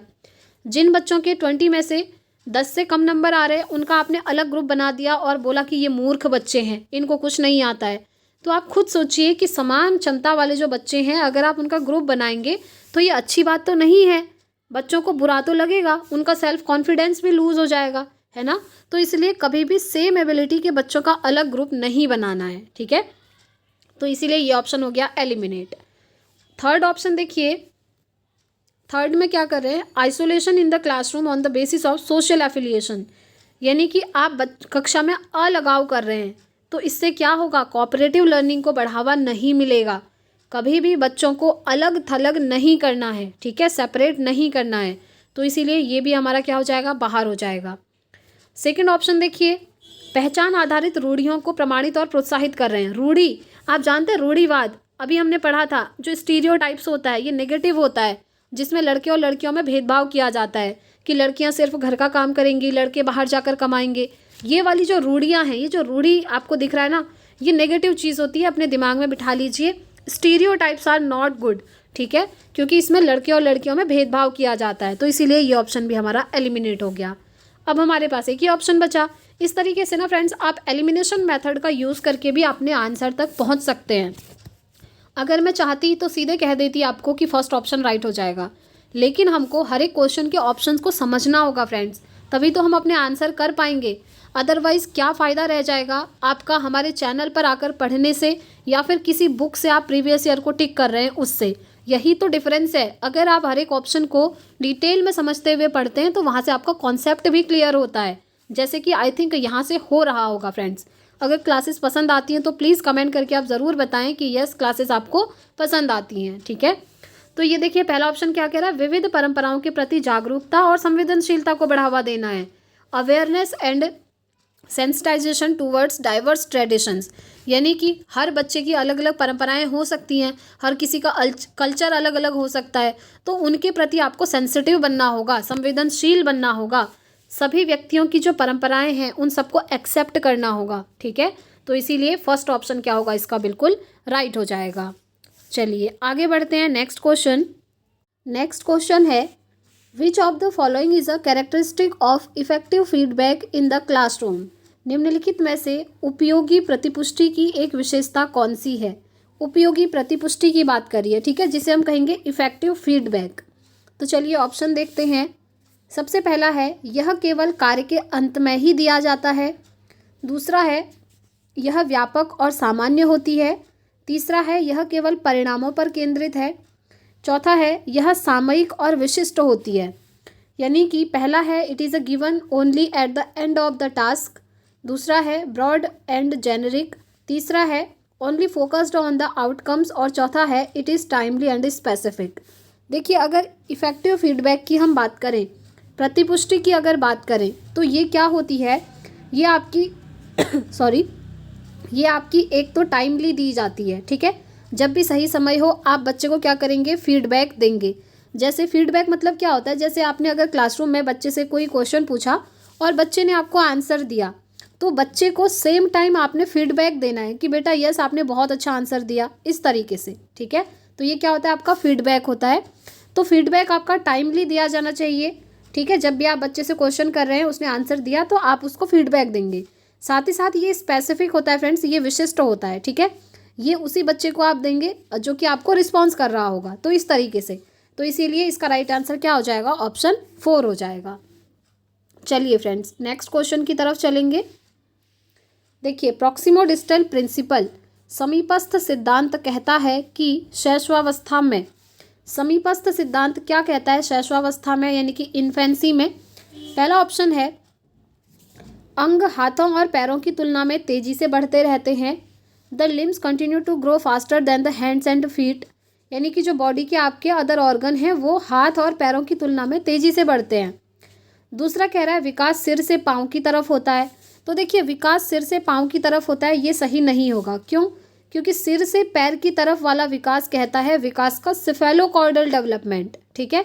लेकिन यहाँ पर प्रॉक्सिमोडिस्टल प्रिंसिपल की बात हो रही है, ना कि सिफेलोकॉर्डल की। आप जानते हैं ना, डेवलपमेंट दो प्रकार का होता है, एक सिफेलोकॉर्डल होता है, एक प्रॉक्सिमोडिस्टल होता है। तो सिफेलोकॉर्डल में क्या होता है, जो विकास होता है सिर से पैर की तरफ होता है, यानी कि development proceeds from head to toe. इसको नोट कर लीजिए, बहुत इंपॉर्टेंट है ये टॉपिक आपका। जो डेवलपमेंट है वो जब सर से पैर की तरफ होता है, हेड टू टो जाता है, तो हम कहते हैं ये क्या है, विकास का सिफेलोकॉर्डल डेवलपमेंट है, ठीक है। तो ये तो क्या हो गया, हमारा बाहर हो गया, ये तो नहीं हो सकता। नेक्स्ट है, भाषा का विकास तेजी से होता है क्योंकि यह विकास के लिए संवेदनशील अवधि है। जी नहीं, ये इसका सही राइट आंसर नहीं है, क्योंकि जो इन्फेंसी की स्टेज होती है, शैशवावस्था होती है, वहाँ पर भाषा का विकास तेजी से नहीं होता। नेक्स्ट है, सूक्ष्म गतिक कौशल के विकास के साथ शारीरिक विकास तेजी से होता है, तो ऐसा नहीं है, ठीक है। Physical development occurs rapidly with the development of the motor skills, तो ये भी यहाँ पर इन्फेंसी में नहीं होता, तो इसीलिए राइट आंसर ऑप्शन 1 हो जाएगा, ठीक है। अब ऑप्शन 1 क्या होता है, ध्यान से सुनिए। ऑप्शन 1 में क्या होता है कि सबसे पहले मैंने अभी आपको जस्ट सिफेलोकॉर्डल डेवलपमेंट बताया ना, तो उसी का एक दूसरा भी होता है प्रॉक्सिमोडिस्टल डेवलपमेंट, जो कि क्वेश्चन में पूछा हुआ है, ठीक है। डेवलपमेंट बस 2 ही तरीके से होता है, एक तो सिफेलोकॉर्डल जो सर से पैर की तरफ हो रहा है, और एक प्रॉक्सिमोडिस्टल। प्रॉक्सिमोडिस्टल का मतलब होता है फ्रेंड्स, बच्चे का जो विकास है केंद्र से बाहर की तरफ होता है, यानी कि केंद्र मतलब होता है आपकी बॉडी का सेंटर वाला हिस्सा, जो आपकी स्पाइनल कॉर्ड है, आपका हार्ट है, ये चीज़ें क्या हैं, आपके सेंटर का पार्ट है बॉडी की, ठीक है। तो सबसे पहले बॉडी के सेंटर पार्ट का डेवलपमेंट होता है, उसके बाद बॉडी के अदर ऑर्गन डेवलप होते हैं, लाइक आपका हैंड है, आपका फीट है, ये सब क्या होते हैं, आपके बाद में डेवलप होते हैं। तो इसके लिए ये बिल्कुल सही ऑप्शन है कि जो आपके अंग हैं वो हाथ और पैरों की तुलना में तेज़ी से बढ़ते हैं। क्यों? क्योंकि ये जो आपका सेंटर वाला हिस्सा है, मैंने आपको बताया सबसे पहले वो डेवलप होता है, बॉडी के जो अदर ऑर्गन है लाइक आपके हाथ हैं, पैर हैं, वो बाद में डेवलप होते हैं। तो ये आपको याद रखना है फ्रेंड्स, ये है विकास का प्रॉक्सिमोडिस्टल डेवलपमेंट, ठीक है, यानी कि समीपस्थ विकास का सिद्धांत। तो आपको आंसर मिल गया होगा, इसका राइट आंसर क्या हो जाएगा, ऑप्शन 1 हो जाएगा। चलिए आगे बढ़ते हैं। देखिए, फिर से आपका एक अभिकथन और कारण वाला क्वेश्चन आपसे पूछ लिया गया है। चलिए इसको देखते हैं। अजर्सन और रीज़न। अजर्सन दिया हुआ है, यानी कि अभिकथन दिया है कि विद्यालयी पाठ्यक्रम को विद्यार्थियों के सांस्कृतिक ज्ञान को उचित स्थान और मूल्य देना चाहिए। बताइए क्या ये सही है? जी हाँ, ये बिल्कुल सही है। School curriculum should give responsible space and value to learners culture knowledges, ठीक है। कल्चरल नॉलेज जो होता है फ्रेंड्स, वो बहुत इंपॉर्टेंट होता है। आप ऐसा नहीं है कि बच्चे को बस पाठ्यक्रम में दिया हुआ चीज़ पढ़ा रहे हैं, दैट्स इट, ऐसा नहीं है। बच्चों को संस्कृति से रिलेटेड नॉलेज भी देनी चाहिए, तभी तो होगा बच्चे का ओवरऑल डेवलपमेंट। हम कहते हैं ना कि और ओवरऑल डेवलपमेंट बच्चे का करना है, यानी कि सर्वांगीण विकास करना है, वो तभी संभव है जब आप सारे एस्पेक्ट में उसका डेवलपमेंट करेंगे। तो कल्चर के बारे में भी नॉलेज देनी चाहिए, तो इसीलिए अभिकथन यहाँ पर बिल्कुल सही है। कारण की अगर बात करें तो कारण दिया है कि विद्यार्थियों को उनकी सांस्कृतिक पहचान को बनाए रखने के लिए समर्थन प्रदान करना और सीखने की प्रक्रिया को सुगम बनाता है। Supporting students to uphold their cultural identities facilitates learning. जी हाँ, ये भी बिल्कुल सही है कि जो बच्चों की संस्कृति है उसकी पहचान को बनाए रखने के लिए आप बच्चों को हेल्प करेंगे, समर्थन करेंगे, ठीक है। तो इसीलिए हम कहेंगे ये दोनों ही चीज़ सही है, अभिकथन और कारण, और ये इसकी बिल्कुल सही व्याख्या कर रहा है। तो चलिए ऑप्शन देखिए, ऑप्शन में कहाँ दिया हुआ है, ऑप्शन 1 दिया है कि ए और आर दोनों सही हैं और ए की आर सही व्याख्या करता है, तो बस हमको हमारा आंसर मिल गया। यही हमको ढूंढना था, तो फर्स्ट ऑप्शन इसका राइट हो जाएगा। Both A and B are true and R is the correct explanation of A. ठीक है, तो फर्स्ट ऑप्शन राइट हो गया। चलिए आगे बढ़ते हैं फ्रेंड्स नेक्स्ट क्वेश्चन की तरफ। देखिए जो आपसे पूछा हुआ है नेक्स्ट क्वेश्चन, निम्नलिखित में से किसे रचनात्मक मूल्यांकन नहीं माना जाएगा? Which of the following would not be characterized as formative assessment? Formative assessment किसको नहीं माना जाएगा पूछा है। ठीक है, अब ये फॉर्मेटिव असेसमेंट को हम शॉर्ट में FA कहते हैं, और अभी जस्ट थोड़ी देर पहले इसकी मैंने बात करी थी कि जो फॉर्मेटिव असेसमेंट होता है FA होता है, वो क्या है, एक पॉजिटिव असेसमेंट है और ये बेस्ट असेसमेंट माना जाता है बच्चों का। ठीक है, तो चलिए आपसे पूछा है कि किसे हम रचनात्मक मूल्यांकन नहीं मानेंगे। पहला है, छात्रों के पूर्व ज्ञान को निर्धारित करने के लिए एक नई अवधारणा की शुरुआत में दिया गया आकलन। An assessment given at the beginning of a new concept to determine students' prior knowledge। ये बिल्कुल सही बात है फ्रेंड्स। छात्रों के पूर्व ज्ञान को निर्धारित करने के लिए आप क्या करेंगे, एक नई अवधारणा की शुरुआत में बच्चों का आकलन करेंगे कि उस कॉन्सेप्ट के बारे में बच्चों का जो पूर्व ज्ञान है वो कैसा है, बच्चों को ये कॉन्सेप्ट पहले से थोड़ा बहुत आता है या नहीं आता है, इस चीज़ का आकलन आप करेंगे। ये तो रचनात्मक मूल्यांकन में होता है, तो ये तो इसका आंसर नहीं हो सकता, क्योंकि कौन सा नहीं माना जाएगा आपसे पूछा है। ठीक है, चलिए नेक्स्ट ऑप्शन देखिए, छात्रों और शिक्षकों को अग्रगामी प्रतिपुष्टि प्रदान करने के लिए कक्षा के दौरान दिया गया मूल्यांकन। जी हाँ, अभी मैंने आपको बताया भी था ऊपर जब ये FA वाला क्वेश्चन आया था कि जो ये FA होता है ना, फॉर्मेटिव असेसमेंट यानी कि रचनात्मक मूल्यांकन, ये कक्षा के दौरान किया जाता है। जैसे टीचर ने 2-3 चैप्टर पढ़ाए तो उसका मूल्यांकन कर लिया, इस तरीके से, या फिर टीचर ने एक टॉपिक ही क्यों ना पढ़ाया हो, उसके बाद बच्चों का मूल्यांकन करने के लिए वो उसी से रिलेटेड क्वेश्चन पूछ रहे हैं, तो ये होता है रचनात्मक मूल्यांकन में, इसीलिए इसको बेस्ट माना जाता है। तो ये भी सही है। नेक्स्ट ऑप्शन देखिए, एक मूल्यांकन कार्य जो मानदंड के एक मानक पैमाने के अनुसार छात्रों की तुलना करने में सहायक होता है, ये सही नहीं है friends. An assessment task that is helpful in comparing students as per a standard set of criteria, ऐसा नहीं होता। रचनात्मक मूल्यांकन में कोई भी ऐसा क्राइटेरिया नहीं होता, ना ही बच्चे का क्या किया जाता है, कंपैरिजन किया जाता है दूसरे बच्चे से। कंपैरिजन जहाँ भी आपको दिखे ना कि बच्चों की तुलना हो रही है, तो वो आपका कभी सही नहीं होगा फ्रेंड्स, क्योंकि कभी भी बच्चों की तुलना नहीं करनी चाहिए। ठीक है, तो इसीलिए ये हमारा इसमें राइट आंसर हो जाएगा, क्योंकि कौन सा रचनात्मक मूल्यांकन में नहीं माना जाएगा पूछा है, तो यही वाला हमारा नहीं माना जाएगा, इसीलिए थर्ड ऑप्शन क्या होगा इसका, राइट हो जाएगा। एक बार फोर्थ ऑप्शन भी देख लेते हैं। एक आकलन एक छात्र के सीखने में गलत धारणाओं की पहचान करने के लिए प्रयोग किया जाता है। जी हाँ, ये भी यहाँ पर सही है, तो बस इसका राइट आंसर ऑप्शन थर्ड हो जाएगा। चलिए नेक्स्ट क्वेश्चन की तरफ चलते हैं फ्रेंड्स, जो कि आपका डिस्लेक्सिया से पूछ लिया गया है। और मैंने बहुत बार आपको बोला है कि ये जो अधिगम विकार हैं ये बहुत इंपॉर्टेंट है, और इनसे आपका क्वेश्चन ना CDP में ही नहीं बल्कि सारे सब्जेक्ट की पेडागोजी में बना हुआ है। तो चलिए देखते हैं, क्वेश्चन है, निम्नलिखित में से पठन वैकल्य की एक विशिष्ट विशेषता कौन सी है? विच of the following is a typical characteristic of dyslexia? चलिए ऑप्शन पहला है रचनात्मक समस्या समाधान में कठिनाई, दूसरा है ध्वन्यात्मक प्रसंस्करण में कठिनाई, तीसरा है शारीरिक समन्वय में कठिनाई, और चौथा है स्थानिक समझ या जानकारी में कठिनाई। तो बताइए इसका राइट आंसर क्या होगा? तो देखिए डिसलेक्सिया मतलब होता है जब बच्चे को पढ़ने में प्रॉब्लम होती है। ठीक है, जब बच्चे को रीडिंग करने में प्रॉब्लम होती है तो हम कहते हैं कि बच्चे को अधिगम विकार है, जिसका नाम है डिसलेक्सिया, जिसे हम पठन वैकल्य भी कहते हैं। बस अब आप अपना आंसर खुद ही निकाल सकते हैं। देखिए रचनात्मक समस्या समाधान यानी कि प्रॉब्लम सॉल्विंग में कठिनाई हो रही है, ऐसा नहीं है इसमें। दूसरा है ध्वन्यात्मक प्रसंस्करण में कठिनाई, यानी कि डिफ़िकल्टी इन फोनोलॉजिकल प्रोसेसिंग, यानी कि ध्वनि आपके पढ़ने से रिलेटेड है ना, जब आप कोई चीज़ पढ़ते हैं तभी तो ध्वनि निकलती है। जैसे अभी मैं ये क्वेश्चन पढ़ रही हूँ, आपको समझा रही हूँ, तो ध्वनि हो रही है ना, उत्पन्न हो रही है। तो बस यही इसका आंसर हो जाएगा कि ध्वन्यात्मक प्रसंस्करण में बच्चे को क्या होती है, कठिनाई होती है, फोनोलॉजिकल प्रोसेसिंग। ठीक है, इसी में बच्चे को क्या होगी, कठिनाई होगी, डिफ़िकल्टी होगी। इसका मतलब ही है कि बच्चे को पढ़ने में प्रॉब्लम हो रही है। ठीक है, ध्वनि पढ़ने से ही तो रिलेटेड है, तो इसीलिए ये इसका क्या होगा, बिल्कुल राइट आंसर हो जाएगा। बाकी शारीरिक समन्वय, फिजिकल कोऑर्डिनेशन नहीं, स्पेशल अवेयरनेस नहीं, ये सब डिसलेक्सिया में नहीं होता है। अब इससे अदर आपसे और भी काफ़ी सारे अधिगम विकार पूछे जाते हैं फ्रेंड्स, जो कि आपको ध्यान रखने हैं। जैसे डिसलेक्सिया तो हो गया आपको पढ़ने में जब प्रॉब्लम होती है, उसे हमने कह दिया। ऐसे ही आपका इसी से रिलेटेड एक आता है डिस्ग्राफिया। ठीक है, क्या आता है? डिस्ग्राफिया आपसे कई बार पूछा हुआ है। तो डिस्ग्राफिया का मतलब है जब बच्चे को लिखने में प्रॉब्लम हो, यानी कि राइटिंग डिसऑर्डर, राइटिंग में बच्चे को कठिनाई होती है, तो हम कहते हैं बच्चे को क्या है? डिस्ग्राफिया है। इसी तरीके से आपका बहुत सारे अफेजिया है, भाषा से संबंधित विकार। ऐसे आपका डिसकैल्कुलिया आता है। डिसकैल्कुलिया में क्या होता है? मैथ्स में कैलकुलेशन में दिक्कत होती है जब। देखिए डिसकैल्कुलिया तो नाम से ही क्लियर है, कैलकुलिया कैलकुलेशन, और कैलकुलेशन किस में होती है?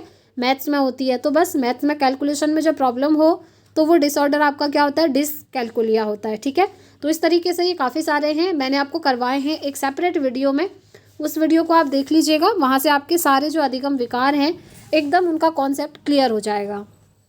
चलिए फ्रेंड्स आगे बढ़ते हैं नेक्स्ट क्वेश्चन की तरफ। क्वेश्चन है, निम्न में से किस प्रकार के प्रश्न एक छात्र की जानकारी का गंभीर रूप से मूल्यांकन करने की योग्यता का आकलन करने में मदद करता है? Which of the following types of questions can help assess a student's ability to evaluate information critically? बताइए। ऐसा कह रहा है कि किस प्रकार का जो प्रश्न है छात्र की जानकारी का गंभीर रूप से मूल्यांकन करने की योग्यता का आकलन करने में हेल्पफुल है। पहला है वे प्रश्न जो शब्द की सरल परिभाषा के लिए पूछते हैं, यानी कि questions that ask for a simple definition of a term. दूसरा है वे प्रश्न जो छात्र की व्यक्तिगत राय पूछते हैं, यानी कि बच्चे की जो अपनी राय है, अपना ओपिनियन है, उसके बारे में पूछते हैं। तीसरा है वे प्रश्न जो पाठ को मान्य करने वाले उदाहरणों के लिए पूछे जाते हैं, या फिर वे प्रश्न जो किसी पाठ का सारांश मांगते हैं, यानी कि समरी मांगते हैं। तो देखिए अगर आप छात्र की जानकारी का गंभीर रूप से मूल्यांकन करना चाहते हैं तो आप ऐसे प्रश्न पूछेंगे जहाँ पर वो अपने ओपिनियन बता पाए, अपने पर्सनल ओपिनियन बता पाए, यानी कि व्यक्तिगत राय आप बच्चे से पूछेंगे। ठीक है, तो इसीलिए राइट आंसर क्या होगा आपका? ऑप्शन 2 हो जाएगा। ठीक, चलिए आगे बढ़ते हैं फ्रेंड्स। नेक्स्ट क्वेश्चन देखिए, बाधिता यानी कि impairment is a dash condition while disability is a dash condition. बाधिता एक डैश स्थिति है जबकि अक्षमता एक डैश स्थिति है। तो देखिए आपको ऑप्शन दिया है बायोलॉजिकल और फंक्शनल, फंक्शनल और बायोलॉजिकल, ऑपरेटिव और फिजिकल, या सोशल एंड साइकोलॉजिकल। हिंदी में दिया है जैविक, कार्यात्मक, कार्यात्मक जैविक, क्रियात्मक शारीरिक, और सामाजिक मनोवैज्ञानिक। सबसे पहले तो आप ध्यान रखिए थर्ड और फोर्थ ऑप्शन सही नहीं होगा, क्योंकि ये सामाजिक मनोवैज्ञानिक या क्रियात्मक शारीरिक नहीं होती है। ये क्या होती है? एक तो जैविक होती है और एक कार्यात्मक होती है। ठीक है, यानी कि एक बायोलॉजिकल होता है और एक फंक्शनल होता है। तो बायोलॉजिकल क्या होता है और फंक्शनल क्या होता है, ये आपको बताना होगा। जिसमें से जो इम्पेयरमेंट होता है, बाधिता होती है ना फ्रेंड्स, वो बायोलॉजिकल होती है, जैविक होती है, और जो आपका डिसेबिलिटी है, अक्षमता है, वो आपका कार्यात्मक होता है, फंक्शनल होता है। नोट कर लीजिए आप अपने नोट्स में, अगर अभी तक आपने नोट नहीं किया था तो लिख लीजिए। जो इम्पेयरमेंट होता है यानी कि जो बाधिता होती है वो एक बायोलॉजिकल है यानी कि जैविक है, और जो आपका डिसेबिलिटी होता है यानी कि अक्षमता होती है वो क्या होता है? आपका कार्यात्मक होता है, फंक्शनल होता है। ठीक है, ये इंपॉर्टेंट चीज़ है, इसे ज़रूर नोट डाउन कर लीजिएगा। तो इसका राइट आंसर ऑप्शन 1 हो जाएगा।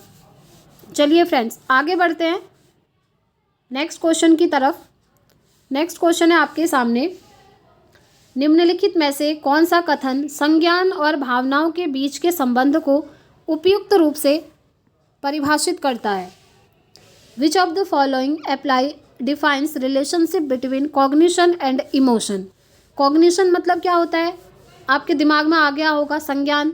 संज्ञान हमारे ब्रेन से रिलेटेड है, हमारे दिमाग से रिलेटेड है। ठीक है, इसी तरीके से अगर हम इमोशन की बात करें तो इमोशन में हमारी भावनाएं होती हैं। भावनाएं जैसे आप किसी से प्रेम करते हैं, आपको डर लगता है, भय हो गया।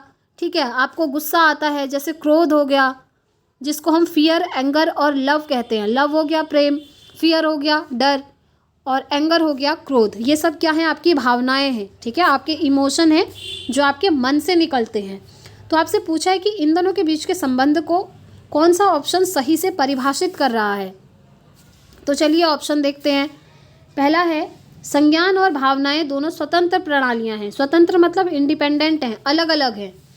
दूसरा है भावनाएं और संज्ञान आपस में एक दूसरे पर पारस्परिक रूप से निर्भर करते हैं, यानी कि इंटरडिपेंडेंट होते हैं एक दूसरे के साथ। तीसरा है संज्ञान भावनाओं को प्रभावित करता है, लेकिन इसका विपरीत सत्य नहीं है। चौथा है भावनाएं संज्ञान को प्रभावित करती हैं, लेकिन इसका विपरीत सत्य नहीं है। तो हमेशा ध्यान रखिएगा फ्रेंड्स, जो आपका कॉग्निशन होता है और जो इमोशन होता है, यानी कि आपका जो दिमाग है और जो आपकी भावनाएं हैं, वो एक दूसरे से जुड़ी हुई होती हैं फ्रेंड्स, कनेक्टेड होती हैं। कैसे होती हैं अभी मैं आपको बताती हूँ। देखिए, आपको मैंने बताया इमोशन क्या होता है ना। सपोज़ करिए आप सीटेट की प्रिपरेशन कर रहे हैं, अब आपकी एग्ज़ाम डेट आ चुकी है और आप एग्ज़ाम के लिए रेडी हैं। आप एग्ज़ाम देने जा रहे हैं, लेकिन आपके मन में बहुत डर लग रहा है, आपको बहुत फियर है अंदर से। आपको डर लग रहा है कि मेरा एग्ज़ाम पता नहीं कैसा होगा, मैं सही कर पाऊँगी या कर पाऊँगा या नहीं, मेरा सीटेट क्वालिफाई होगा या नहीं, मेरे सीटेट में 90 मार्क्स आ पाएंगे या नहीं। आप बहुत ज़्यादा स्ट्रेस में हैं, सपोज़ करिए, ठीक है, आप बहुत ज़्यादा डर रहे हैं अब एग्ज़ाम देने में। तो आप खुद सोचिए कि क्या आप एग्ज़ाम में खुद को अच्छा परफॉर्म कर पाएंगे? नहीं कर पाएंगे फ्रेंड्स, क्योंकि आप अंदर से स्ट्रेस में हैं, आपको डर लग रहा है, ठीक है। तो इससे क्या हुआ, आपका दिमाग भी अफेक्ट होगा, आपका जो संज्ञान है वो भी अफेक्ट होगा। आपको जो क्वेश्चन सही में आ रहे होंगे ना, आप उनको भी सही नहीं कर पाएंगे अपने डर से कि इसका ऑप्शन ये होगा या ये होगा, मैंने ये पढ़ा था। इस तरीके से आप कंफ्यूज होने लगेंगे। तो हमेशा संज्ञान और जो भावनाएं हैं वो एक दूसरे पर जो है इफ़ेक्ट डालती हैं, एक दूसरे से कनेक्टेड होती हैं, ठीक है। जैसे सपोज़ करिए आप कोई टॉपिक पढ़ रहे हैं, अभी आप ये वीडियो देख रहे हैं, आपका दिमाग तो यहाँ है, आपका संज्ञान इधर है, लेकिन आपकी रुचि यहाँ नहीं है, आपका मन कहीं और है, यानी कि आपकी भावनाएं कहीं और ही चल रही हैं। तो आपको क्या ये कॉन्सेप्ट समझ में आ पाएगा? मैं जो आपको पढ़ा रही हूँ, क्या आपकी समझ में आएगा? ये सब नहीं आएगा, थोड़े टाइम के लिए रहेगा, फिर आप भूल जाएंगे। तो इसीलिए कहा जाता है जब भी आप पढ़ाई कर रहे हों या फिर कोई भी चीज़ कर रहे हों, तो अपना दिल और दिमाग दोनों चीज़ें उस पर लगाकर फोकस करिए, तभी वो चीज़ें आप सीख पाएंगे, ठीक है। तो बस इसीलिए हम क्या कहेंगे, जो संज्ञान और भावनाएं हैं वो अलग अलग नहीं होती हैं, वो स्वतंत्र या इंडिपेंडेंट नहीं होती हैं, बल्कि एक दूसरे पर पारस्परिक रूप से निर्भर करती हैं। इंटरडिपेंडेंट ऑन ईच अदर, याद रखिएगा, ठीक है। एक दूसरे के साथ कनेक्टेड हैं, जुड़ी हुई हैं और एक दूसरे पर निर्भर करती हैं। चलिए आगे बढ़ते हैं फ्रेंड्स। और यस, एक चीज़ इससे रिलेटेड और मुझे याद आया, जो एक बार आपसे प्रीवियस ईयरली पूछा हुआ है, ये भी आप ध्यान रखेंगे। आपसे एक बार ये पूछ लिया गया था कि ये जो कॉग्निशन और इमोशन है, ये एक दूसरे के साथ किस तरीके से जुड़े हुए हैं। एक ऑप्शन में था कि ये यूनिडायरेक्शनली जुड़े हुए हैं, ठीक है। एक ऑप्शन में था कि ये बाई डायरेक्शनली जुड़े हुए हैं। एक ऑप्शन में था कि ये किसी तरीके से नहीं जुड़े हैं, और एक में था कि सारे ही ऑप्शन सही हैं। तो हमेशा याद रखिएगा, ये जो कॉग्निशन है और ये इमोशन है, ये एक दूसरे के साथ बाई डायरेक्शनली जुड़े होते हैं, यूनिडायरेक्शनली नहीं जुड़े होते। बाई डायरेक्शनली मतलब हिंदी में बोलते हैं द्विदिशात्मक रूप से जुड़े रहना, द्विदिशात्मक, ठीक है, ना कि एक दिशात्मक। तो बाई डायरेक्शनली एक दूसरे से इंटरकनेक्टेड होते हैं, इसको नोट कर लीजिए, या इंटरडिपेंडेंट होते हैं कह सकते हैं, या फिर खाली कनेक्टेड होते हैं भी कह सकते हैं। तो इसे आप नोट कर लीजिए, ये दोनों आपस में बाई डायरेक्शनली जुड़े हुए हैं। चलिए अब आगे बढ़ते हैं नेक्स्ट क्वेश्चन की तरफ। क्वेश्चन है, language development in primary classes is facilitated. प्राथमिक कक्षाओं में भाषा का विकास किस प्रकार संसाधित होता है?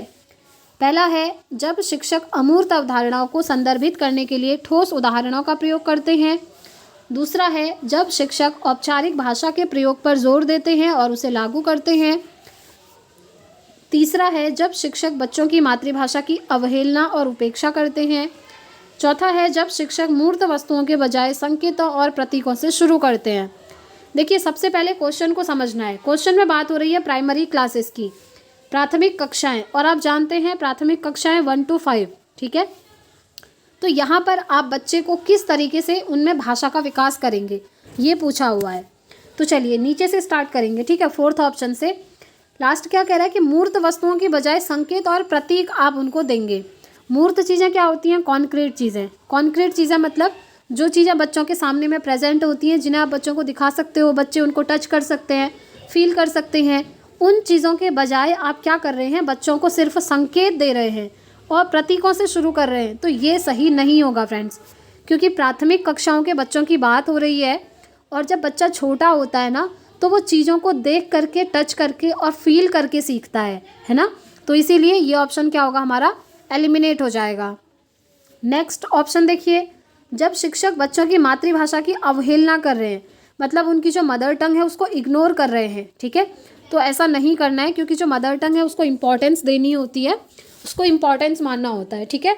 मदर टंग लाइक जैसे बच्चे की जो फर्स्ट लैंग्वेज होती है, जिसको हम मातृभाषा कहते हैं, उसको घर की भाषा के नाम से भी जानते हैं। ये चीज़ भी आपको नोट करनी होगी। तो उसको इग्नोर नहीं करना है, बल्कि उसको प्रमोट करना है, उसको एक्सेप्ट करते हुए चलना है। क्योंकि जब बच्चा छोटा है ना, प्राइमरी लेवल की बात हो रही है 1 to 5 की, तो वहाँ पर वो मोस्टली अपने मदर टंग में ही बात करेगा। तो उस चीज़ को क्या करना है, प्रमोट करना है। लेकिन इसमें कह रहा है कि उसकी आप अवहेलना करेंगे, उसको इग्नोर करेंगे, तो ये ऑप्शन भी क्या होगा हमारा, एलिमिनेट हो जाएगा। नेक्स्ट ऑप्शन देखिए, when teachers stress upon and enforce the use of formal language, ठीक है, सॉरी, जब शिक्षक औपचारिक भाषा के प्रयोग पर जोर देते हैं और उसको लागू करते हैं। देखिए, औपचारिक भाषा को कभी भी ज़्यादा प्रमोट नहीं करना है। औपचारिक भाषा क्या होती है ना, वो भाषा जो स्पेशली किसी कॉलेज, इंस्टीट्यूट या स्कूल में ही बोली जाती है, और उसको आप ज़बरदस्ती बच्चे के ऊपर लागू कर रहे हैं, तो ये भी आपका सही नहीं होता है। क्योंकि प्राइमरी क्लास में ना ज़्यादा से ज़्यादा बच्चों को मातृभाषा में बातचीत करने को कहा जाता है, जिसमें कि बच्चा एकदम क्या होता है, कंफर्टेबल होता है, ठीक है। तो ये 3 हो गए हमारे बाहर, बचा एक ऑप्शन, यही हमारा राइट हो जाएगा। तो इस तरीके से ना आप एलिमिनेशन मेथड यूज़ करके भी अपने आंसर तक पहुंच सकते हैं। इसमें क्या कह रहा है देखिए, when teachers are concrete examples to refer to abstract concept, जब शिक्षक अमूर्त अवधारणाओं को संदर्भित करने के लिए ठोस उदाहरणों का प्रयोग करते हैं। मतलब बच्चों को सबसे पहले कॉन्क्रीट चीज़ें यहाँ पर दिखाई जाएंगी। कॉन्क्रीट मतलब मूर्त चीज़ें, जो कि बच्चे देख सकते हैं, जो बच्चों के सामने में प्रेजेंट है, जिनको बच्चे टच करके पढ़ सकते हैं, फील कर सकते हैं। पहले वो वाली चीज़ें करानी है, और उसके बाद एब्स्ट्रैक्ट चीज़ें। एब्स्ट्रैक्ट चीज़ें क्या होती हैं, जो हमारे सामने में नहीं है, जिसको लेकर बच्चे सिर्फ कल्पना करते हैं, ठीक है। तो यहाँ से एक चीज़ आपकी क्लियर हो गई, क्या बच्चों को कैसे पढ़ाना है, नोट कर लीजिए, कॉन्क्रीट टू एब्स्ट्रैक्ट, यानी कि मूर्त से अमूर्त की तरफ। पहले मूर्त चीज़ें बच्चों को बतानी है और उसके बाद अमूर्त चीज़ें, ठीक है। तो बस हमारा फर्स्ट ऑप्शन क्या होगा, राइट हो जाएगा। चलिए आगे बढ़ते हैं। नेक्स्ट क्वेश्चन देखिए, निम्नलिखित में से कौन आंतरिक अभिप्रेरणा का सही वर्णन करता है।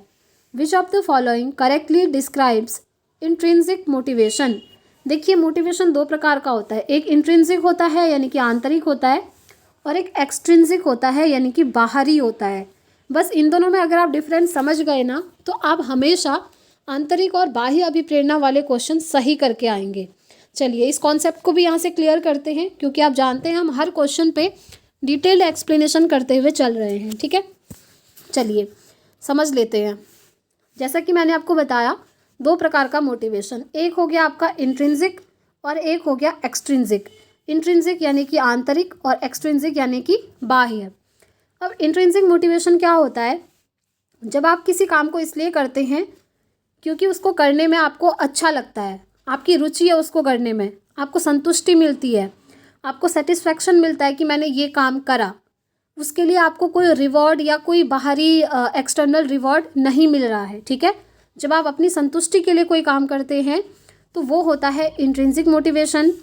और अगर आप कोई काम इसलिए कर रहे हैं क्योंकि उसके बदले आपको कोई कुछ देने वाला है, आपको कुछ रिवॉर्ड मिल रहा है, कुछ प्राइज़ मिल रहा है, इसलिए अगर आप कोई काम कर रहे हैं, that is called external motivation. कह सकते हैं आपकी लालच के लिए अगर कोई काम कर रहे हैं तो वो एक्सटर्नल मोटिवेशन है, और खुद को सेटिस्फाई करने के लिए, खुद की संतुष्टि के लिए अपनी रुचि से कोई काम कर रहे हैं तो वो इंट्रिंसिक मोटिवेशन है। ठीक हो गया, कॉन्सेप्ट क्लियर हो गया। चलिए अब क्वेश्चन पे चलेंगे। आंतरिक अभिप्रेरणा का सही वर्णन कौन कर रहा है। पहला है अभिप्रेरणा जो बाहरी पुरस्कारों से आती है, यानी कि motivation that comes from external reward. जी नहीं, अभी हमने पढ़ा था पुरस्कार वगैरह अगर मिल रहे हैं तो वो एक्सटर्नल मोटिवेशन है, ना कि इंट्रिंसिक या इंटरनल मोटिवेशन। ठीक है, इंटरनल भी कहते हैं और इंट्रिंसिक भी कहते हैं, एक ही चीज़ है। नेक्स्ट है अभिप्रेरणा जो कार्य के व्यक्तिगत आनंद से आती है। जी हाँ, personal enjoyment of the task. जब आप अपने आनंद के लिए, अपनी खुशी के लिए कर रहे हैं तो वो क्या है? इंट्रिंसिक मोटिवेशन है। बस हमको यही तो चाहिए था, ये हमारा आंसर हो गया। नेक्स्ट ऑप्शन, अभिप्रेरणा जो दूसरों के साथ प्रतिस्पर्धा से आती है। आप किसी के साथ कंपटीशन कर रहे हैं? नहीं। अभिप्रेरणा जो दंड के भय से आती है? जी नहीं, बल्कि आंतरिक अभिप्रेरणा वो है जो अभिप्रेरणा कार्य के व्यक्तिगत आनंद से आती है। खुद जब हम कोई काम करते हैं, जैसे मैं आपको पढ़ा रही हूँ फ्रेंड्स, क्योंकि मुझे आपको पढ़ाना अच्छा लगता है, मुझे ये चीज़ अच्छी लगती है कि अगर मैंने कोई चीज़ करी है, जैसे मैंने सीटेट क्वालिफाई करा है, तो वो नॉलेज मैं आप लोगों को भी प्रोवाइड कर सकूँ। दैट मीन्स मैं क्या हूँ? इंट्रिंसिक मोटिवेटेड हूँ। ठीक है, तो बस ये हमारा राइट आंसर हो गया, सेकेंड ऑप्शन। चलिए आगे बढ़ते हैं फ्रेंड्स। नेक्स्ट क्वेश्चन देखिए, which of the following are example of scaffolding. Scaffolding जिसे हिंदी में, देखिए अब स्कैफोल्डिंग का हिंदी में आज एक अलग ही नाम आपको मिल गया, इसीलिए मैं बोलती हूँ ना, कुछ टर्म्स के आप नाम इंग्लिश में याद रखो। इंग्लिश में स्कैफोल्डिंग है, लेकिन हिंदी में बहुत सारे नाम हैं। अभी तक हमने जितने भी PYQ सॉल्व करे, वहाँ पर या तो हमको हिंदी में पाड़ दिख रहा था नाम, या फिर हमको हिंदी में मचान दिख रहा था। अब यहाँ पर एक और नया शब्द आ गया हिंदी में स्कैफोल्डिंग का, जो है आलम्बन। अब अगर आप हिंदी में ही याद रखना चाहते हैं तो आप हिंदी में इन तीनों नाम को याद रख लीजिए, लेकिन अगर आप इंग्लिश में याद रखना चाहते हैं तो एक ही नाम है, वो ज़्यादा इजी रहेगा, स्कैफोल्डिंग। ठीक है, अब ये क्या होता है अभी डिटेल में समझते हैं। चलिए, निम्न में से कौन सा आलम्बन के उदाहरण है? पहला है बोलकर सोचो, दूसरा संकेत और इशारे, तीसरा प्रश्न, चौथा आधा हल किया हुआ उदाहरण, और पांचवा है रट कर दोहराओ। तो बताइए इसका राइट आंसर क्या होगा? तो देखिए यहाँ पर स्कैफोल्डिंग की अगर बात करें, आलम्बन की अगर बात करें, ये क्या होता है ना, जब बच्चे को कोई चीज़ समझ में नहीं आ रही है, बच्चा कहीं पर अटक रहा है, तो वहाँ पर बच्चे की हेल्प करी जाती है।